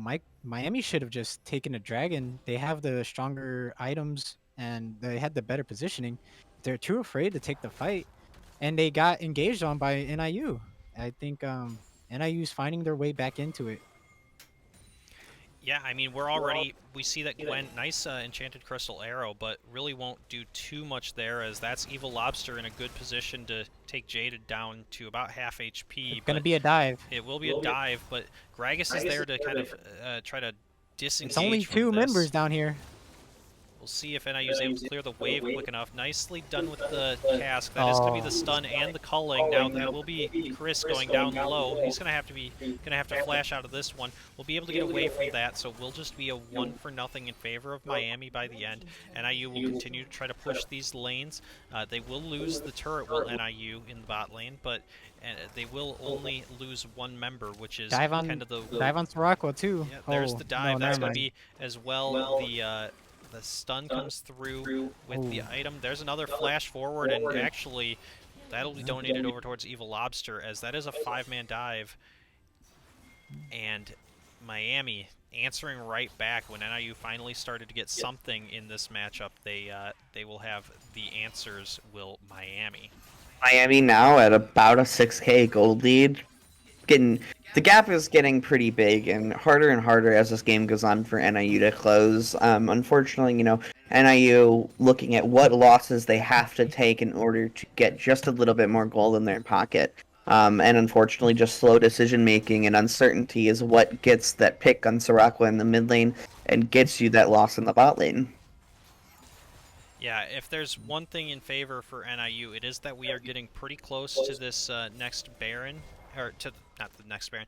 The Rift Herald is back up, and then the first Baron will spawn in just about 4 minutes. If they're able to somehow find that, they do have quite a bit of standing gold on the map, as well as they do have objective bounties in their favor. So, looking at it now, we do see that that's my apologies. We have the objective bounties. It's a little hard to find in the current spectator, but I believe that they are on the first tier of objective bounties, so that would be about 500 gold if they're able to get a neutral objective here that's split amongst themselves. So We'll see if they're able to do that. Rift Herald will go over towards the side of Miami. NIU is not going to be able to contest that, so NIU will just have to wait for this next Drake. It will be Cloud Soul once again. That's going to spawn in 50 seconds, and we'll see if NIU is able to contest that when it does spawn.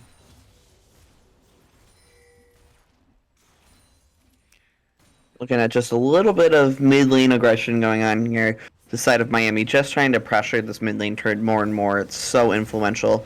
Ooh, Oh, that was unfortunate. catch as on Gragas. The Gragas did go on in with the body slam, and unfortunately, there was a nice dash backwards coming in, and nicely done. That's going to be the Emperor's Divide, going to be able to grab one. It will be a double kill going over towards the Lucian, but NIU will trade one back here, and we'll see if they're able to clear out any more. That's going to be stun coming forward. That's going to be flash used as well by Sorakawa, and now we'll see if NIU is able to grab anything off this. They need a wave clear, as this Rift Herald has been summoned by the side of Miami. There is the gold card, does time out. Now going to be a dive forward. NIU going to be able to grab a lot of damage. That is the have to get out. Zonia's does have to go. That's Steve gonna be Meister really, is here. Yep, Steve Meister's here. Is he going to be able to get the second proc of his ultimate? No, he is not. And that will be instead Miami just being able to get out of this one. They are a little low, and PCH is still alive. Will they go for this dragon? It does look like they will. So it will just be the trade in favor of Miami. Looked like there might have been an opportunity for NIU to find a fight here, but instead it will just be the turrets dropping in favor of Miami and the kills going over towards the side of the Redhawks as well. NIU going to go ahead and just elect to put some vision down on this Drake. The Trundle is backed, so we'll see if NIU elects to start it up. Indeed, they just go ahead and go towards the mid lane. So not much to have there for NIU. They really need to find a pick in one of these fights if they are going to start to stem the bleeding again here. So. Yes, and I have to give credit to Miami. Very improved play from last game. They're moving around the map and making their gold lead balloon. Last game when they had a gold lead, it felt like they were just attacking the same side of the map over and over again, which wasn't really doing for them anything for them. And Sorakawa going down in the mid lane against the Lucian. He's almost 2 items. Very strong. Very scary to play against. Yeah, and it did look like the Gale Force into the dash forward there from the Lucian was just enough. There was almost, the Gragas almost got there to body block for the Sorakawa, or for the Ashe here for NIU, but wasn't able to block that last shot of the culling, so the damage did go over, and Snekobi was able to grab that kill on towards NIU's ADC. Now, Gwen going to be backing off here, and NIU knows that there is a position here from the side of Miami for a dive, 13-3. Still only about a 7k gold lead, so the one thing for NIU is that gold lead isn't really expanding at this point, and there is an opportunity to get back onto the map. And as I say that, Miami does take the turrets, so we'll see that gold lead balloon just a little bit more. But there is a lot more standing gold on the map for NIU than for Miami, so if NIU can find a fight or find a play, find a steal or something to that end, they have a pretty good opportunity here, as this looks like this might be the opportunity for the pick, as that's going to be the damage on towards Pee-wee. His damage will come down to his use of the Everfrost, and that's a nice kill going over towards Jaded on that fight. Pee-wee's too far up. And good on NIU to recognize it and capitalize on getting a kill there. Yeah, I mean, it is good. We are seeing such a different play from Miami this game, and if I'm NIU, I'm surprised, and I am thinking, what do we do at this point to turn it around? Because Miami is doing exactly what they needed to last game, and taking those early gold leads, those early priorities in lane, and turning them into these huge objective gaps. And if you're NIU, you're saying, what is next? What is what we can look at on the tower? Because NIU cannot, the worst position for NIU to be in, because you cannot play proactive at the. You can only play reactive. You have to respond to whatever Miami does. You cannot go out of your way and decide to take control of the map. And this is what happens when they try to be first to make a move. Yeah, it looked like they had a good opportunity there, but able to get away was the side of Miami, and that's now going to be 2 for Miami. flash goes through from Three. the Trundle. That's going to be 3, and Gwen isn't there, so triple kill goes over to Snakobi, or Snapkobgi? Snakobki? Yeah. I feel like I Lucian butchered here. that name. And Renekton just pushing on the side lane, so NIU really can't contest this Baron. They have to just kind of let it be. They are going to step into Vision here. We'll see if they do contest on this one. Now, Crix is going to get stunned up. Nice dash over the wall with Body Slam. Everfrost does land to make sure that he's just going to be zoned off of this one. And Steve Meister is just going to be on the duty of clearing the wave. Now, that's going to be the ultimate does miss. Now, 2. Now, that's going to be flash, and that is going to be enough. Now, we'll see. That's the cast going through. Was a good try by Crix. Stuck around for quite a long time, but will be Baron going on to all 5 members of Miami. Now, that's going to be the stop of the back of J Nitro, as Gwen will be there for the side of NIU. And NIU just going to have to clear out some of this vision and see if they cannot just find a way to clear, to push some of these waves. And really, that's been the big issue for NIU, is they are getting torn apart from the mid lane, but now there's a teleport in behind, and there's really not much they can do. That's going to be a nice pillar. Flash still goes through, but damage as well from Trundle will be the kill on towards Ashe, and now we do see the Azir having to get out of there. Nice Destiny flash comes forward as well. That's going to be Everfrost too. Now could be the damage traded up. Will it be enough as Crix, or sorry, as Jaded will die to the Peewee, but did a lot of damage in that one, so 18-4, and we will just let you guys do some analysis, because this game is pretty much all fights, but not a whole lot of team fights, let's say. It's a very scrappy game. A game style that definitely looks to benefit Miami more than it does NIU. NIU likes to play a little more controlled of the game versus Miami, which is just forcing NIU to make poor decisions. Miami has the pressure on and is saying, what are you going to do, NIU? What are you going to do when we walk up into your base? And this is, you know, unfortunately where they are. And if you're NIU, you're thinking, what do we do next game to save this, stop this really scrappy, bunchy gameplay that Miami likes to do?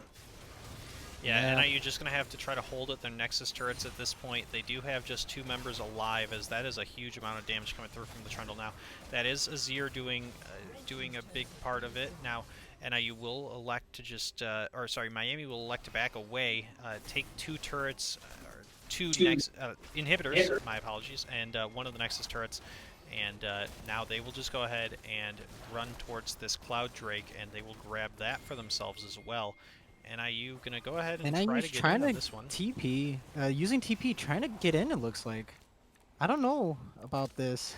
I don't know that NIU has too much of a choice now. They have to take, you know, inefficient, unproductive plays like this and just hope that something comes of it. Yeah, they're definitely going into the just dash forward and fight comp here. We see that with the Xin Zhao. It tends to be kind of they either get a lead or they continue to just fight. It's very LPL-esque style, and that's going to be the kills going over towards Miami. There is the Emperor's Divide, but not going to be enough, as Jaded will just have to retreat to the fountain, and it is a full... This game is all but over. 25-5, not really much NIU can do here, and there is the culling, there's the ace, and it will be Miami going ahead and tying us up, and we will go to a pivotal game 3 in this series. Such a different game from the side of Miami. In the first game, they kind of played a little bit just out of it. They didn't seem like they were in their group. In this game, they got a comp that they just loved. They seem to love the team fight. They love to be up in your face if you're NIU. And NIU just doesn't like to play so proactive and so responsive. Yeah, I have to agree. Miami showed a different style this game, and it works 10 times better for them. They want to move around the map. They want to get their bot lane strong and just have pressure everywhere. And it looks like NIU's had a hard time responding to it. Yeah, it does look like they are going to go ahead and jump right back into game number 3 here in just a minute. But while we have a second, we are going to catch our breaths and let you guys check on that score. We will be right back, but it is going to be game 3, and it is the decider match. So, as you know, here we go.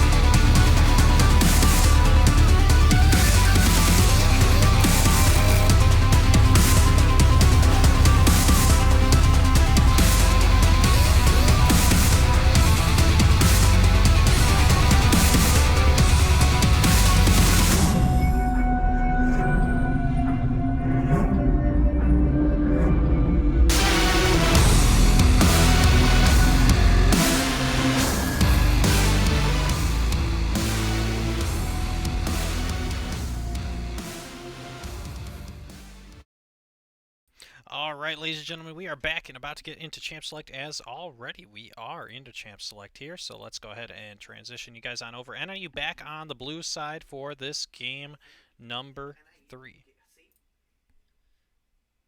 There you go. There we go.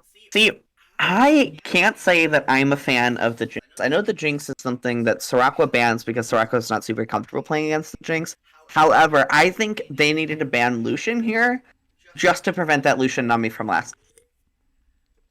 Yeah, I totally agree. I think the only other way you kind of ban it away is if you're gonna pick that Lucian to start us off, but I doubt you will. So let's see if they go ahead and ban it here. No, they're gonna stick around with the Shen, so we'll see exactly where they want to go with this one. Maybe they came up with an answer. Maybe. I'm interested to see what they decide to do. Because I know, from what I've known, Soraka will not be picking Lucian, so that's still going to be an option for the side of Miami. So let's see what their answer is, and if Miami even goes for it again. I would Could have to this assume they be the jaded Lucian? do. Looks like we're gonna see possibly the Graves PCH. I do like PCH on Graves. I like this pick. I think it's definitely a damage up from some of their previous picks. I think Graves is great just damage to carry them through the game. Now, and this might be the top laner in me showing, I know that this won't happen. It's not NIU's style to play. But when I see that Graves, I immediately think about the Janna Smite top lane play, because you want something that is a carry jungler and a carry mid laner to go with that.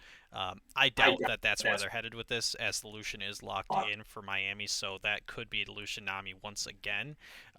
But we'll see exactly how NIU wants to go about with this one. As someone who doesn't play top lane, just hearing Janna Smite top lane makes me unfathomably angry. Looks like we're gonna see that Trundle again, Lucian Trundle. Like same picks as last time for the side of Miami. Did them really good in that first game, so I'm not too surprised to see them stick with it. I don't like the Trundle as much into this one this time around, just because it's a Graves, so he can dash out. Unlike Xin Zhao, who was kind of stuck with the Trundle once the pillar came out. And there it is, that's the the Sin of Tom Tom Ken. Kench.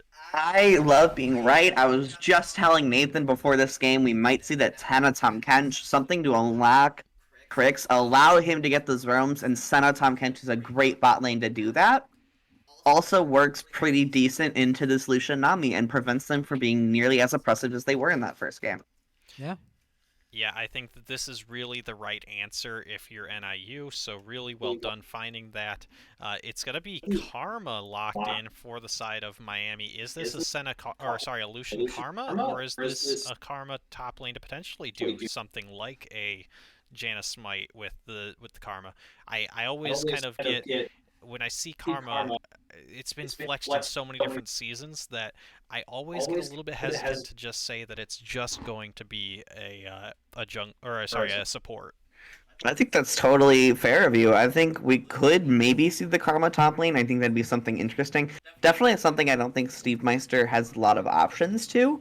I think, Karma support is the obvious go-to. Karma support working kind of similar to the Nami with the Lucian, just not as, oppressive, not as heavy damage. But grants really great utility to the team.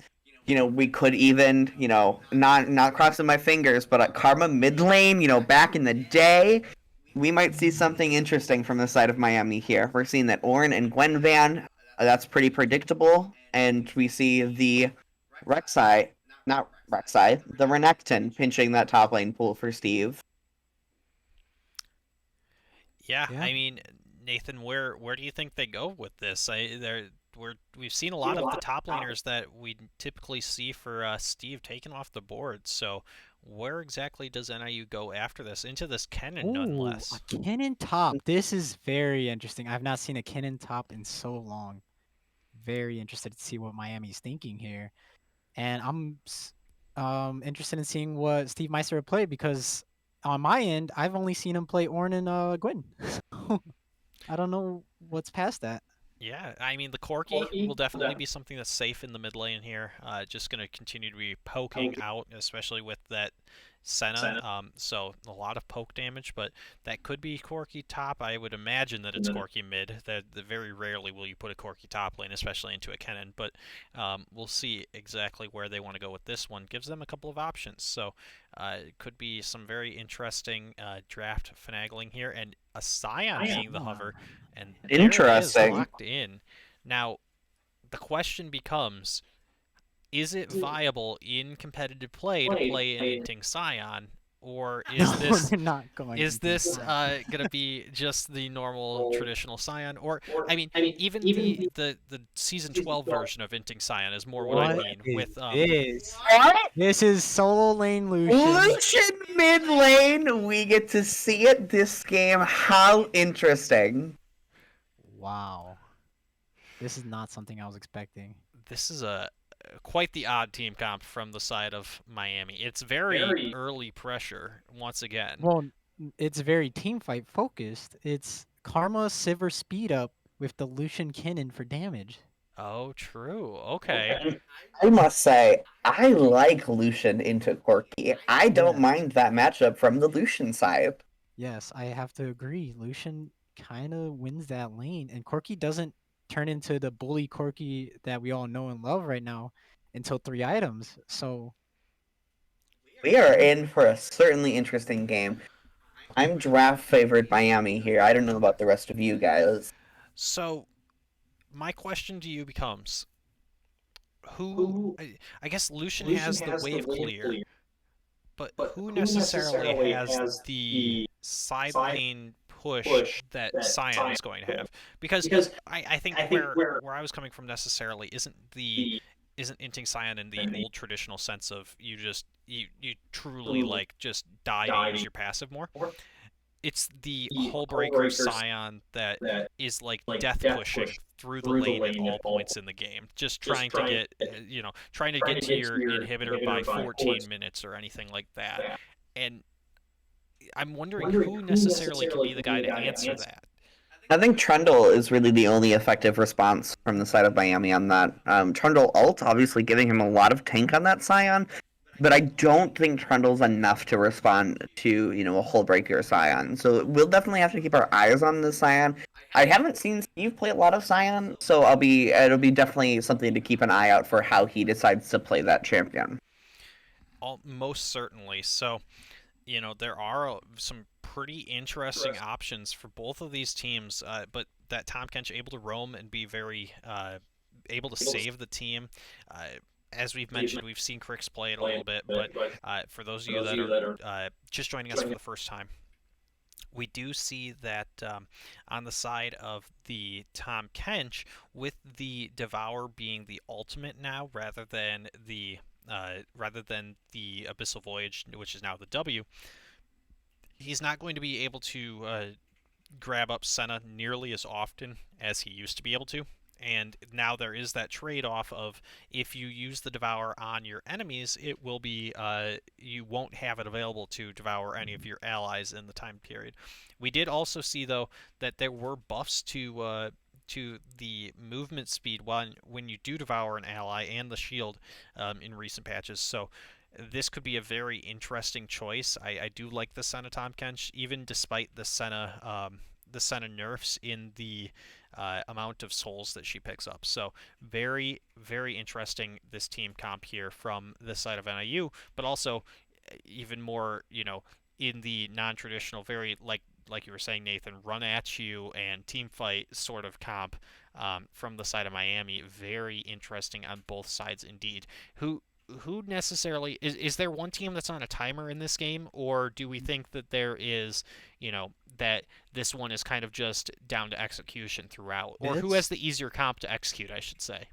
The easier comp to execute has to go to Miami, but there is no timer this game.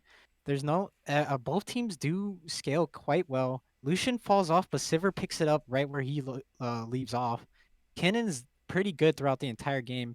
Trundle is the tank killer. I feel like Trundle's the only one that kills Scion and Tahm Kench. I think that applies from the early to mid game. However, I think if you take Lord Doms on the Sivir like you should, I think it becomes really hard for Tahm Kench or Scion to respond to any bit of a team fight. It's true. It's true. I'm looking at this, and it's gonna come down to team fights. And in that regard, Miami does have an edge, but NIU wants to team fight just as much, and Corky and Sin are pretty good damage dealers. With a Graves and Sion and Tom Kinch in front of them, this is gonna be Corky, an interesting one. Corky and Senna both taking first strike for their rune here. As we do see, there's that for you, and then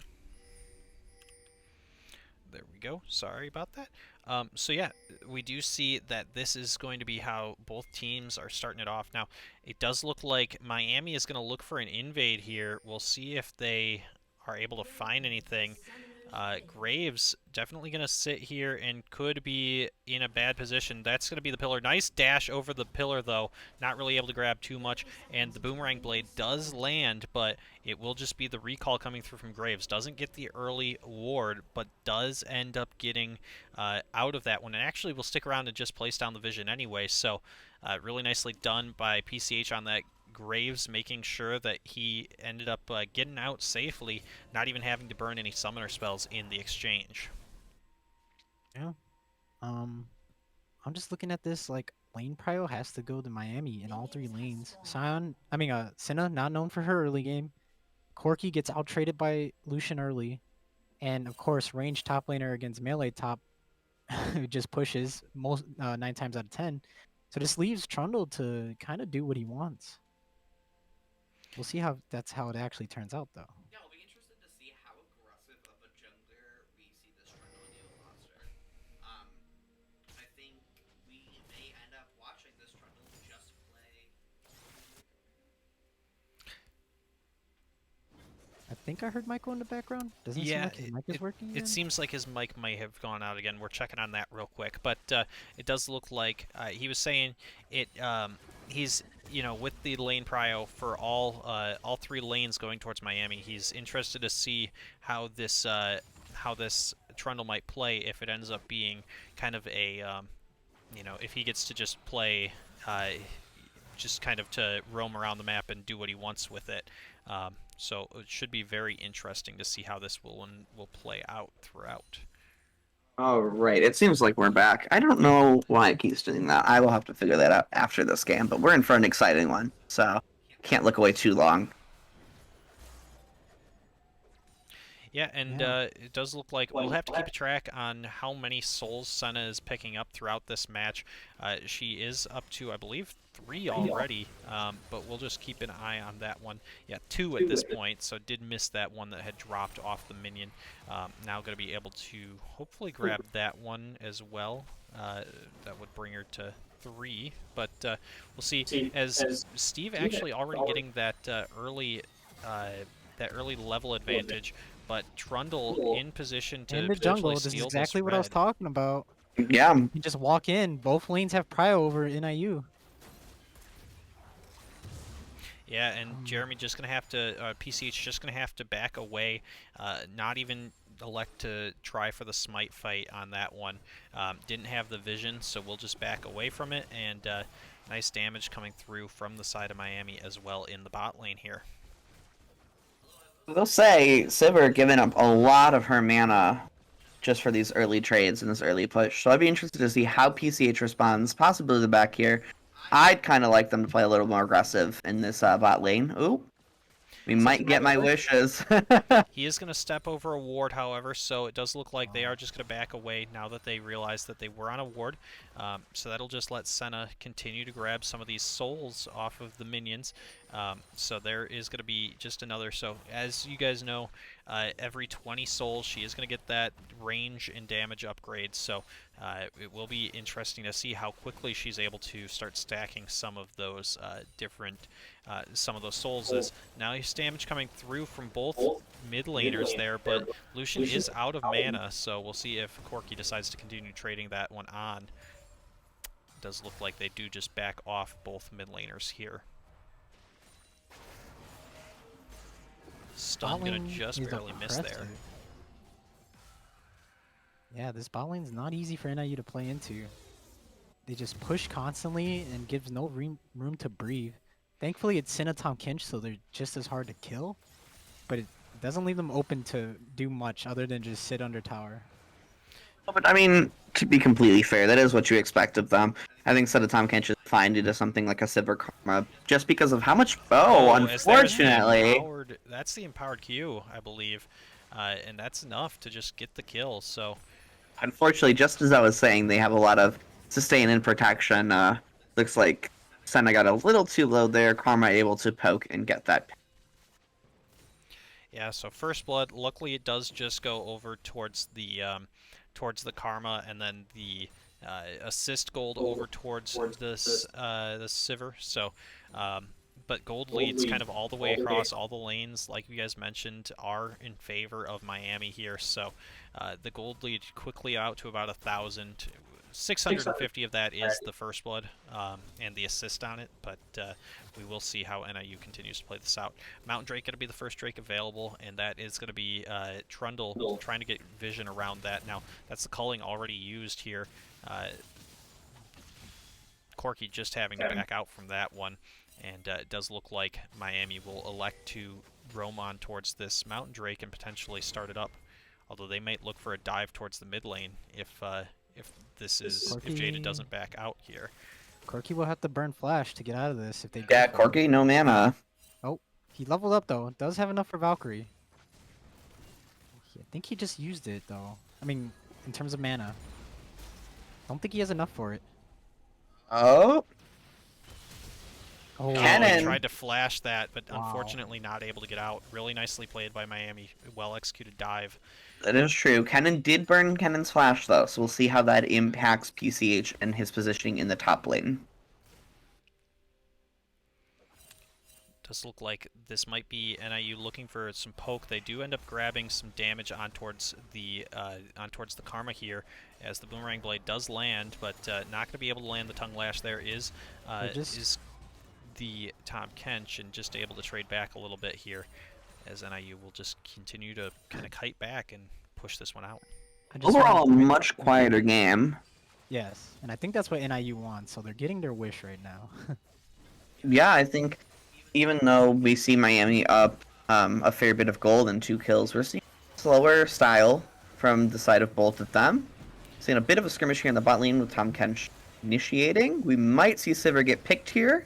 Sivir having to flash, that could be enough, as that's a lot of damage, and that is going to be the kill going over towards NIU. Now, Tongue Lash does miss on that follow-up to try to get the Karma, but NIU will grab one, and it will go on to the Senna, so able to start that scaling a little bit sooner on into the game, and NIU, like you guys were mentioning, playing a little bit slower than in the past game, and it's seeming to pay off so far. Yeah, good thing on Crix to recognize that Karma's way out of position, and that they can take that fight. Another thing to notice, that was just the 20th soul on Senna, so she did get that first range upgrade, so definitely at 8 minutes, that's a good pace to be on early on in this game. Yeah, we want to see Senna unlocked and do as much as, the earlier that Senna gets those souls, the earlier that Senna gets that gold, starts doing damage, the earlier Senna turns from a support into an ADC, and we see those, early 2-3 shots on those squishy targets. Nathan, this mid lane, very much farm favored in favor of the Lucian, like you were mentioning. What does Jaded have to do to get back in this one, despite being down the kill and quite a bit of CS here? Survive the lane. There's not much Corky can do. He gets mana immune, and he just has to wait until it turns into mirror mana. Like, there's not much more he can do after that. But at a certain point, he's going to be stronger than Lucian. Lucian, it's just based because Corky outranges the Lucian. So Lucian will have to get into Corky's face and get through all his damage first. And by the time that happens, Lucian should be about half health or even a quarter, which makes it very easy for Corky to just kill him. But for right now, Jada just has to survive the lane. That's his only priority. Yeah, and nice damage traded back by Steve Meister here towards the J Nitro, and actually having that level advantage, so well done by Steve Meister. He is going to elect to go towards the Bambi Cinder first item here rather than the rather than the hull breaker. So you guys were right. Not going to see that hull breaker or the side lane Scion. More of a team fight Scion unlocked here. So I do want to highlight something that I'm finding rather interesting because we're looking at Miami, and Miami's having such high prio in all of these lanes. However, Trundle is down in farm. Yeah, Trundle's nicely done. They're going to be And- able to grab one. PCH going to grab that. Finally, we see a little bit of involvement from PCH, but I'm just a little surprised at how this Trundle is playing because I think with such high prio from the side of Miami, Trundle should never be down in farm like he is right now. And now that PCH has a kill, I'll be interested to see how PCH turns that into some macro involvement. Valkyrie I have having to to be used to agree. escape there by Corki, so he won't be available for this dragon fight, but it does look like with that stun coming through from the Senna, it is going to be enough for NIU to be able to get out here. Will the flash have to be used by Crix? It doesn't look like it will. He actually will just be able to Abyssal Voyage out, and really nicely done to be able to get out of that one. Trundle could have saved his pillar till Tom Kench was gonna use his W, but Trundle's not doing much with the proactiveness that he has unlocked to him. All three of his lanes are pushed up, and he's still underfarmed and hasn't really made any plays outside of stealing PCH's red buff.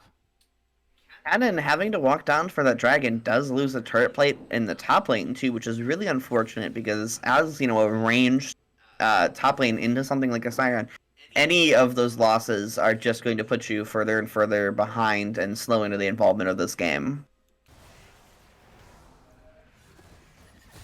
Yeah, NIU going Looks to like continue NIU's to... bot lane is confident enough to start pushing forward against the Sivir's Karma, and I have to agree with them. Sivir and Karma don't have the damage to kill Senna and Tom Kench. Scion doing what Scion does best here in the top lane, just Oh, a Jady Corki coming in to coming steal the in. kill, yeah. Well, I will say, gold on the Corki is better than gold on the Scion. That's absolutely true. And the other thing I want to say is, one thing to note is that was just the first package available there. So one thing that did change with this patch that dropped on Wednesday is that Corki now only has access to the package at, I believe it's 6 minutes instead of, or it's 10 minutes, sorry, instead of the 8 minutes it had been, and instead of every 4 minutes, you get a package every 5 minutes. So it should not be available on every Drake spawn, which is what they were trying to avoid. It was pretty much an instant win on the Drake fight by having it. Now Ooh. that's a nice fight, and actually nice flash coming through, and that's going to be enough with the turret shots, having to use both Great the trade. flash and exhaust, but it is a good trade back by the side of the Corki. That's not what you want to see if you're Miami. Lucian should not be dying. Corki usually doesn't have the damage output, but Lucian diving under turret, kind of giving up his lead a little bit.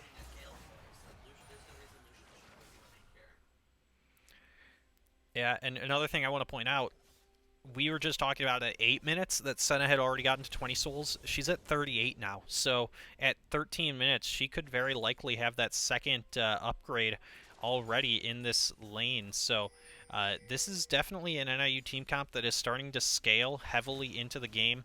We see the that is the chem tank already available for the Scion. So definitely a heavily scaling NIU team comp here in this early game. Yeah.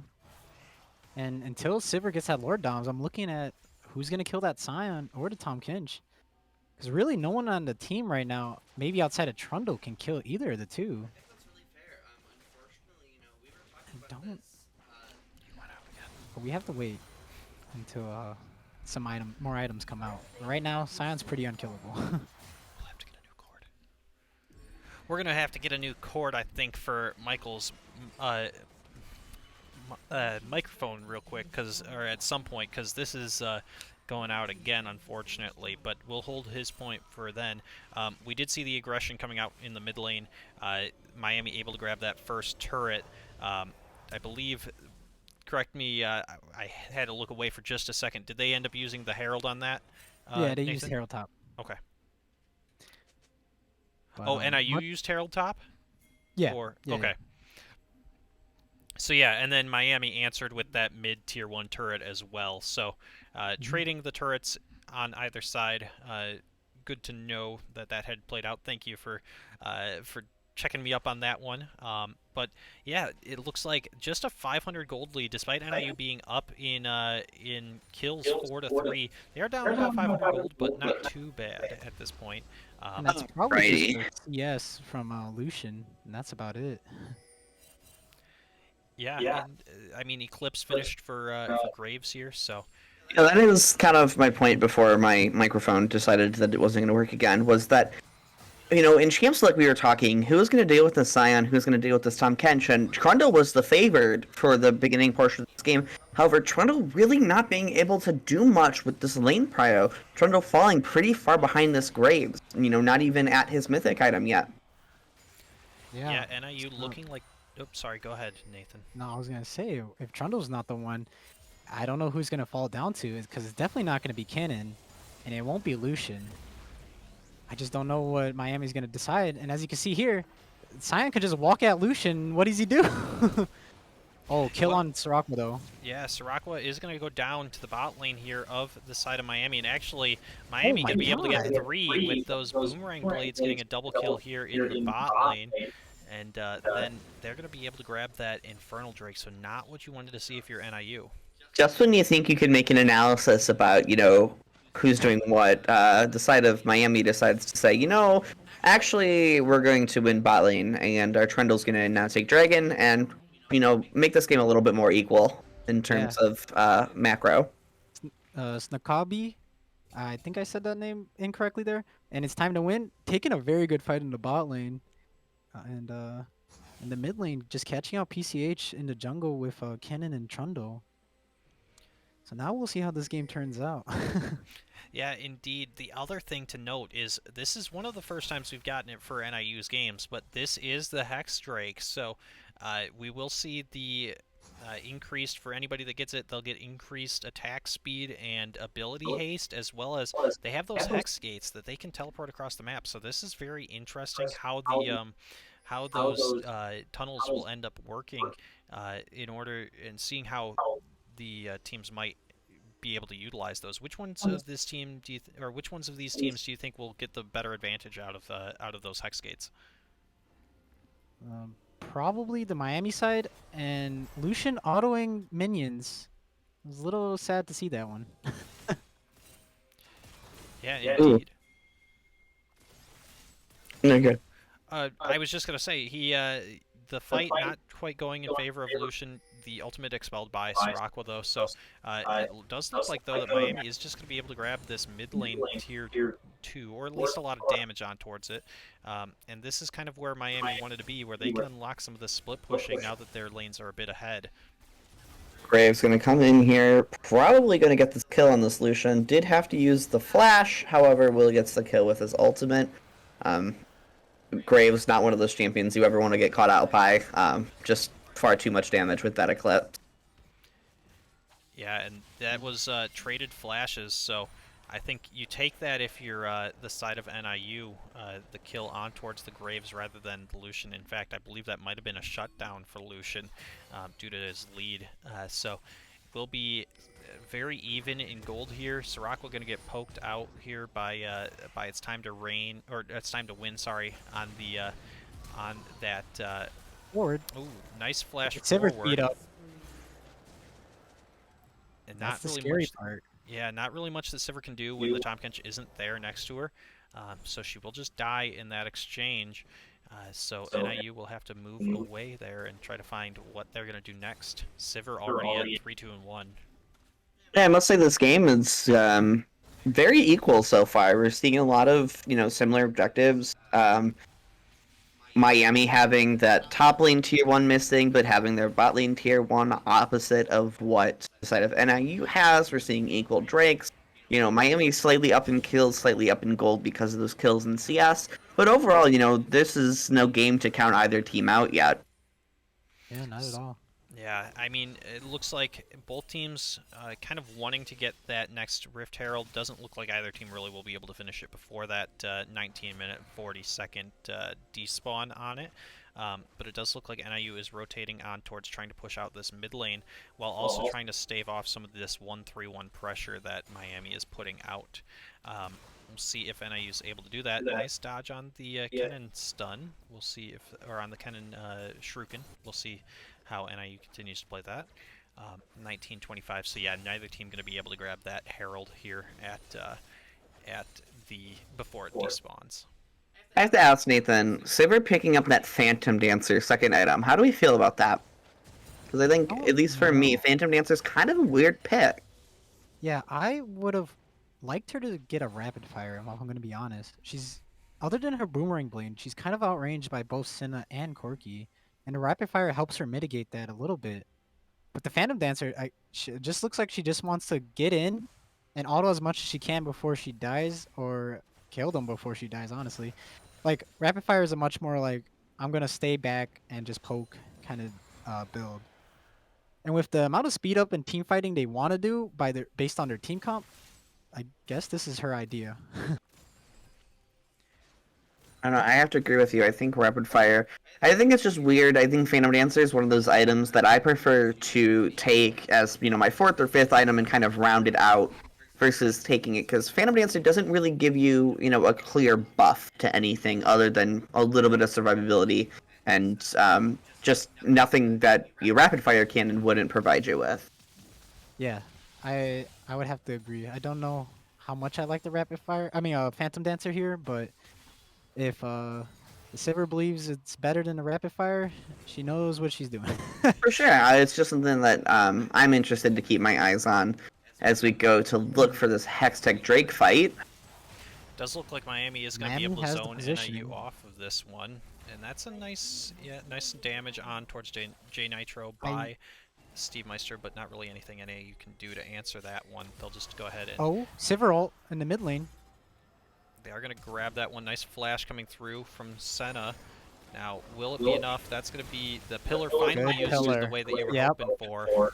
That's exactly what he should be doing with the pillar. But means bad news for NIU. Indeed it does. One thing to note as well, though, Senna's still sitting on not completing the Mythic, so she's getting very close to that. I think actually with this back, she may be able to do just that. We'll see if that's the case. But I do think it's interesting as Senna to prio boots over second tier boots over Kraken Slayer. I think Kraken Slayer is really important at that 20-minute mark to kind of round you out and keep you in this game scaling. Otherwise, you kind of lose any damage or usefulness until you get that full mythic. Yeah. Yeah. Senna needing just 2 more souls to hit that 3 upgrade power spike though, so we'll see where that goes. Nathan, you were saying? Yes, I want to give a bit of advice to Jaded. If he watches this again, he picked up the Corki package too soon before the dragon. What he can do is just save the Corki package until 30 seconds before dragon, pick it up, and he'll still make it there on time. But he picked it up about a minute and 30 before dragon and used it at 50-second mark. And I think he needs to save it instead of just picking it up as soon as it's up. I think that's fair. I'm not, I'm not a big Quirky player and have never been. We're looking at a little bit of a fight here. Senna's ult maybe enough. Senna's ult keeping PCH alive, getting him that kill on Kennen. But I do think, Quirky Package is something you definitely want to have for those dragon fights, and I think that could have been the difference between NIU taking that fight or losing it. Yeah, but thankfully there was no fight taken. It was just a dragon for Miami, so really not a huge loss. Going in on Corki.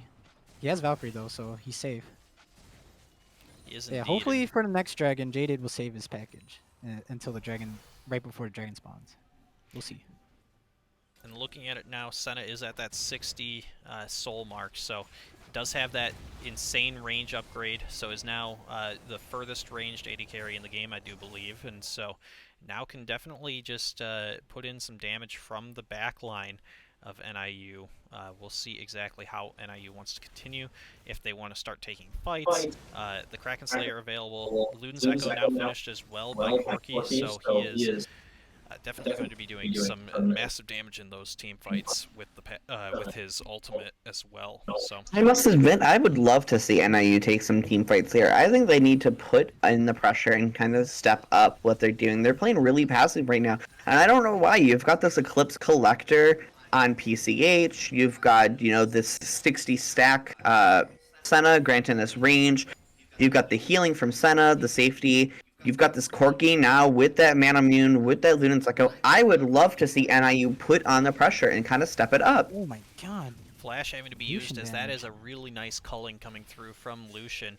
J Nitro going to try to get on the side lane here. He is just going to have to back away from it, though, as nice boomerang blade dodge by PCH. So we'll see. That's going to be another soul in favor of Siracqua. So now 1 minute and 15 seconds before this next Drake does spawn. When is this package up? Package is going to be, it's going to be after the Drake, or it should be about 20 seconds now? Let's see. Let's take a look. Yeah, 15 seconds in the package now. Okay, if he picks it up at about 30 or 25 seconds, it's perfect. He can still make it to the dragon on time. Yeah, keeping track of it is a little bit more difficult now with that extra 5 or the additional minute on the cooldown. So, Yeah. and I do like this Jaded now finishing the TMI for himself. So does profit. That's actually Overall, ultimate being used by Sivir. Nice heal. He doesn't spell shield the root though. Heal being used by Siracqua, so NIU are going to have to just back away, and they likely will, actually they're going to stick around. They know that they need to contest this Drake. Hextech Soul, something you definitely don't want to allow at the side of Miami. With that Lucian, with that Sivir, you do not want them to have that ability haste and that attack speed. Flash having to come out from Corki's Crix now. here with Traded package. away. Could be a good Package is fight. around now. Lucian in the bot lane, in fact, Steve Meister going to be able to grab one on towards Lobster. Now it's going to be the ultimate coming through the from the cannon. Kennen. That's going to be two, but Steve Meister got one, as did Corki. Corki actually died in that, though, too, so... Yeah, Lucian came in from the bot side and killed the Corki. And now this will be NIU getting cleaned up here. Man, Tom Kench going to be up, though. good so positioning from Pee-wee. Corki Yeah. could have really turned that fight around, but Pee-wee going in on the Corki before he can package, killing him off, trading his life for Corki. Actually a very good idea, in my opinion. Just leave Sivir to do the rest of the damage. Sivir and Kennen can do it. Yeah, and now it really comes down to NIU's going to have to fight and going to have to win all of these Hextech Drake fights from here on out, so... Yeah, if you're NIE, that is not a position you want to be in.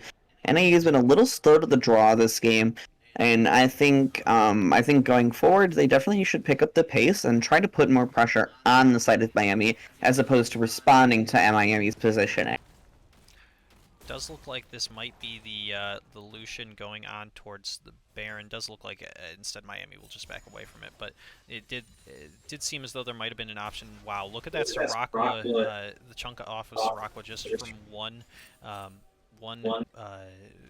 ricochet shot for the Sivir there. So. I must say, I do find it still odd from the Sivir to take that Infinity Edge as opposed to going for Lord Dominic's Regard here. I think Sivir is playing a little utility here when Sivir should be playing to fight the Sion and Tom Kench.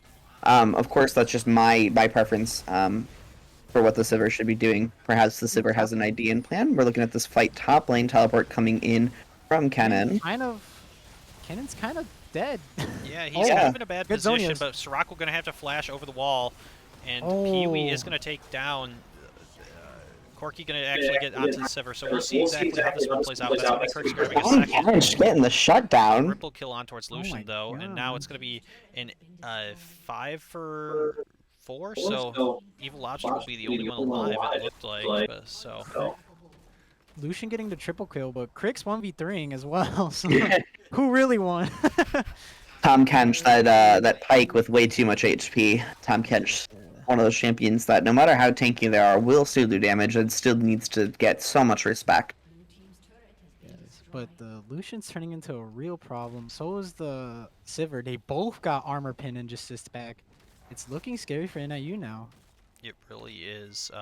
NIU really needing to find a way to get Sirocco up towards her second item, as well as they really need to continue to keep this Graves alive in these fights, as well as Corky. Corky now does have Ravenous Hydra finished, though, so he's working on towards his Horizon focus, too, so he is getting close to having a full build here, but we'll see how long it takes him to get there.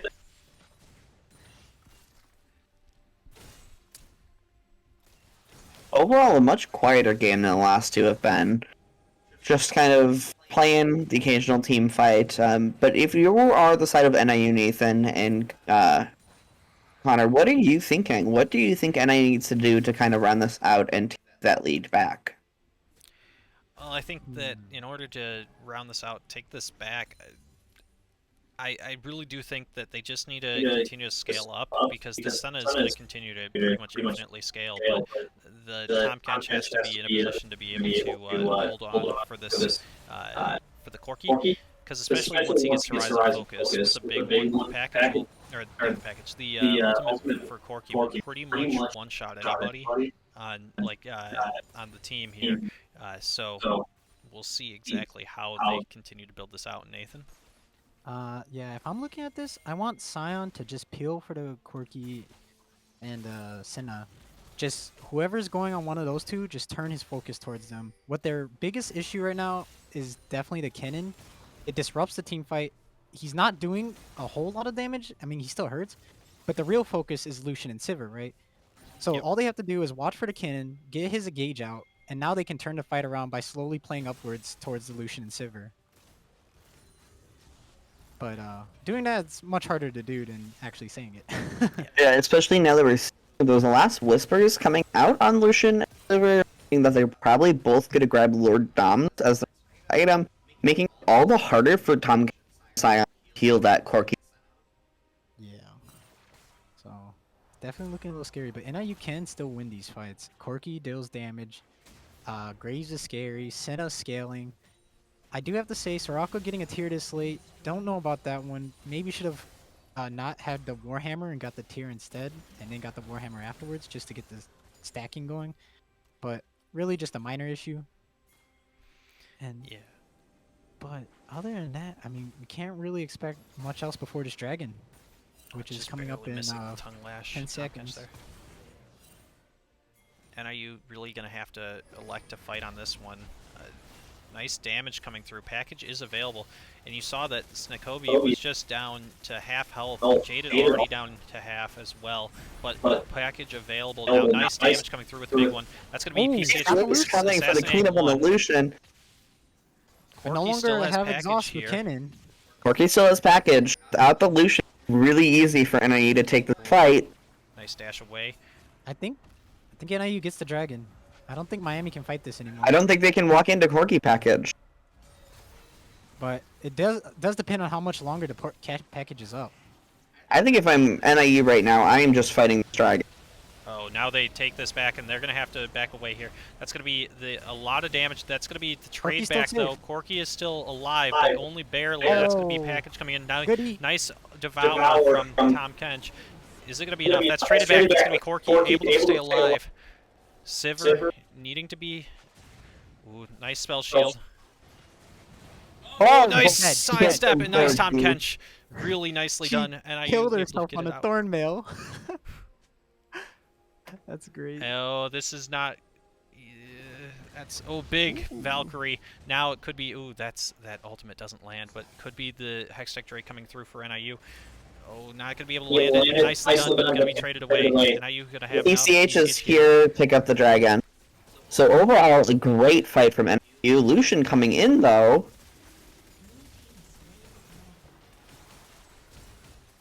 Oh, that's not landing. Oh. Nicely done, Tom Kench, able to grab it. Wow, this one is really back and forth. But NIU will hold on and grab the Drake off of that. We do see the Mermana has been finished by the Senna. We do see, actually, that's not even the Horizon Focus. That is the, what is Shadow Flame? Shadow Flame, thank you, available here for Corky. So I do like that as well. We do see the Gargoyle Stone Plate for Steve on that Scion, so NIU definitely starting to get their items. We'll see how they want to continue to play this out, as their front line is starting to really scale into the game quite well. That is true. However, we are seeing that Sheralda's Lucian seeing more Dom's Sivir. So we will see really as we go on how much the science really. Yeah, it's going to be the big question. Can they tank this through some of this? And that's been kind of the concern that some people have expressed over the last couple seasons, is the how much damage has been added to the game. But we'll see exactly how that plays in. As this could be Tom Kench taking a little bit of damage. He's going to actually just be able to walk out, clear the ward. Doesn't even get hit by the Boomerang Blade, and everybody's going to get hit by that Scryer's Bloom. So NIU does look like they are going to elect to just back off, clear the wave down bot lane with the Scions, so we'll see how that all plays out. Yeah, I'm looking at Lucian's build. I kind of wish that Serelda's was a Lord Doms, I'm not going to lie. But I have to agree with you. yeah, but I guess it's okay since Sivir has it, but I don't know. I think it's a lower damage output item for the team he's playing against. If there was a little bit more squishies, like maybe just not Scion or Tom Kench, I would have preferred. There's the Sirelda. ultimate coming through from Sivir. Sivir, but is it going to be enough? It does look like NIU is just going to be able to back out of that one, and that is a wasted ultimate. Yeah, that's a huge team fight ultimate down for the side of. I would love to see NIU go in and push and pressure this Baron right now. I agree. That's going to be a huge amount of damage on towards the Sivir. She's going to be forced to back away from this one because the Corki package, they'll be able to grab that. That actually, Lucian in the top lane is going to be able to grab the inhibitor turret, but NIU is going to continue to push this. Will they continue to push this super far? Let's see where they go with it. That's a Karma on the side lane, and instead NIU will just back away from this one. Scion is going to be in position here, but will he be able to kill this Pee-wee? Not able to do so. That's a huge amount of damage from Corki. Now it's going to be... This looks like it might be the base race already, and NIU might just commit to this. We'll see. Steve Meister is going to just have to use the Gargoyle Stone Plate. Now NIU does elect to back away, and yeah, it would have been a bit of an overcommit to go for that. But Lucian sticking around could potentially go for it again. We'll see what NIU has to do here. Lucian's kind of trolling by staying. He may indeed. He's gonna get caught. He is indeed, and we'll see where they would go with this. He's fine. He gets out. I forgot about the teleporters, I'm not gonna lie. Now, Miami is pinging onto the Baron. They're going to start it up. It is in vision for NIU, so they're going to have to go for it. Isn't there, though. Huge for this fight.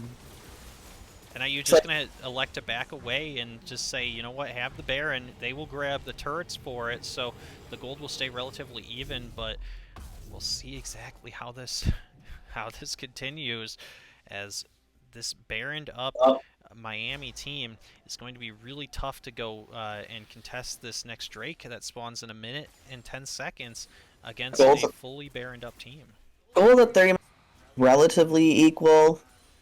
Their NIU is 4,000 gold bond, but at about 40 minutes, that less than. Well, it's more about what they Baron, what objective. Yeah, I mean, it really is about what they can do with this Baron buff, and NIU going to need to look for a pick. Now, nice Abyssal Voyage in is going to land onto the Karma.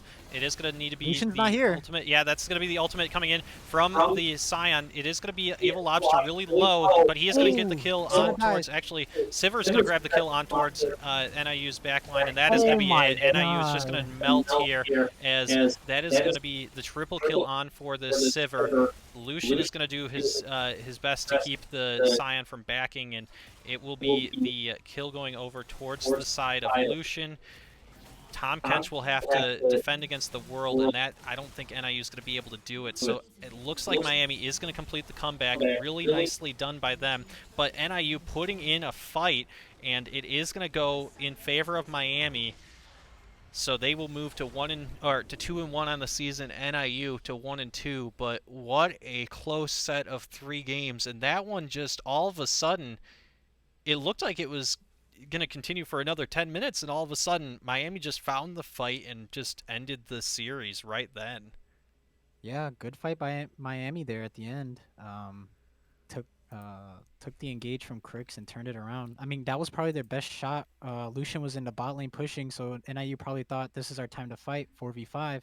but they could not get on top of the Sivir and kill her in time, and she just dealt way too much damage. Yeah, so unfortunately, that is going to be NIU just dropping 2-1 in this best of three. It was really close and unfortunate how it all turned out. As you guys know, we don't grab an interview during losses. That was just an unfortunate one, and I'm sure that that one's going to sting quite a bit. But if there's a solace for the NIU side, it is that that is two of the toughest games on the schedule back to back that they have just gone through and shown the they've they've shown some resiliency to be able to really take the fight to these two teams. And I think if they were to meet up with either of those teams during the playoffs, they have a shot at being able to beat them. I think looking into chat, I do see, I completely agree. Showing on the map probably was the wrong move here by PCH. I don't think he realized how quick their Baron take was, and so it just turned from him showing bot lane taking that turret to the end of the game immediately. So unfortunate outcome of today's matches. We hope that not what we like to see, especially in such three close games. We will be back on Wednesday as NIU plays in their next match. Hopefully, things get a little bit back into the wins column at that point. Thank you so much to Nathan for joining us for the first time, as well as to Michael, Yeah. as always. Thank you guys for being here. No problem. We'll be back with both of you guys on Saturday, and Michael will be with me on Wednesday for our next match. And Of the before the season. stream ends, I just want to give props to NIU. They played some great games, barring the second game where Miami turned on the heat. But that first game, great play. Third game, close. And I really liked the team fighting and decision making from NIU. I'm excited to see more. Gotta say, it was a great game from both teams. It was fun to cast. I always look forward to speaking with you guys on Wednesdays and Saturdays, and look forward to the rest of the season. Yep, looking forward to it as well. Thank you guys so much for watching. We will be back quite soon. Check out our website for all of our events, as well as keep up to date on our social media pages. We hope to see you again next week, and we'll be back soon. Have a great night. Good night.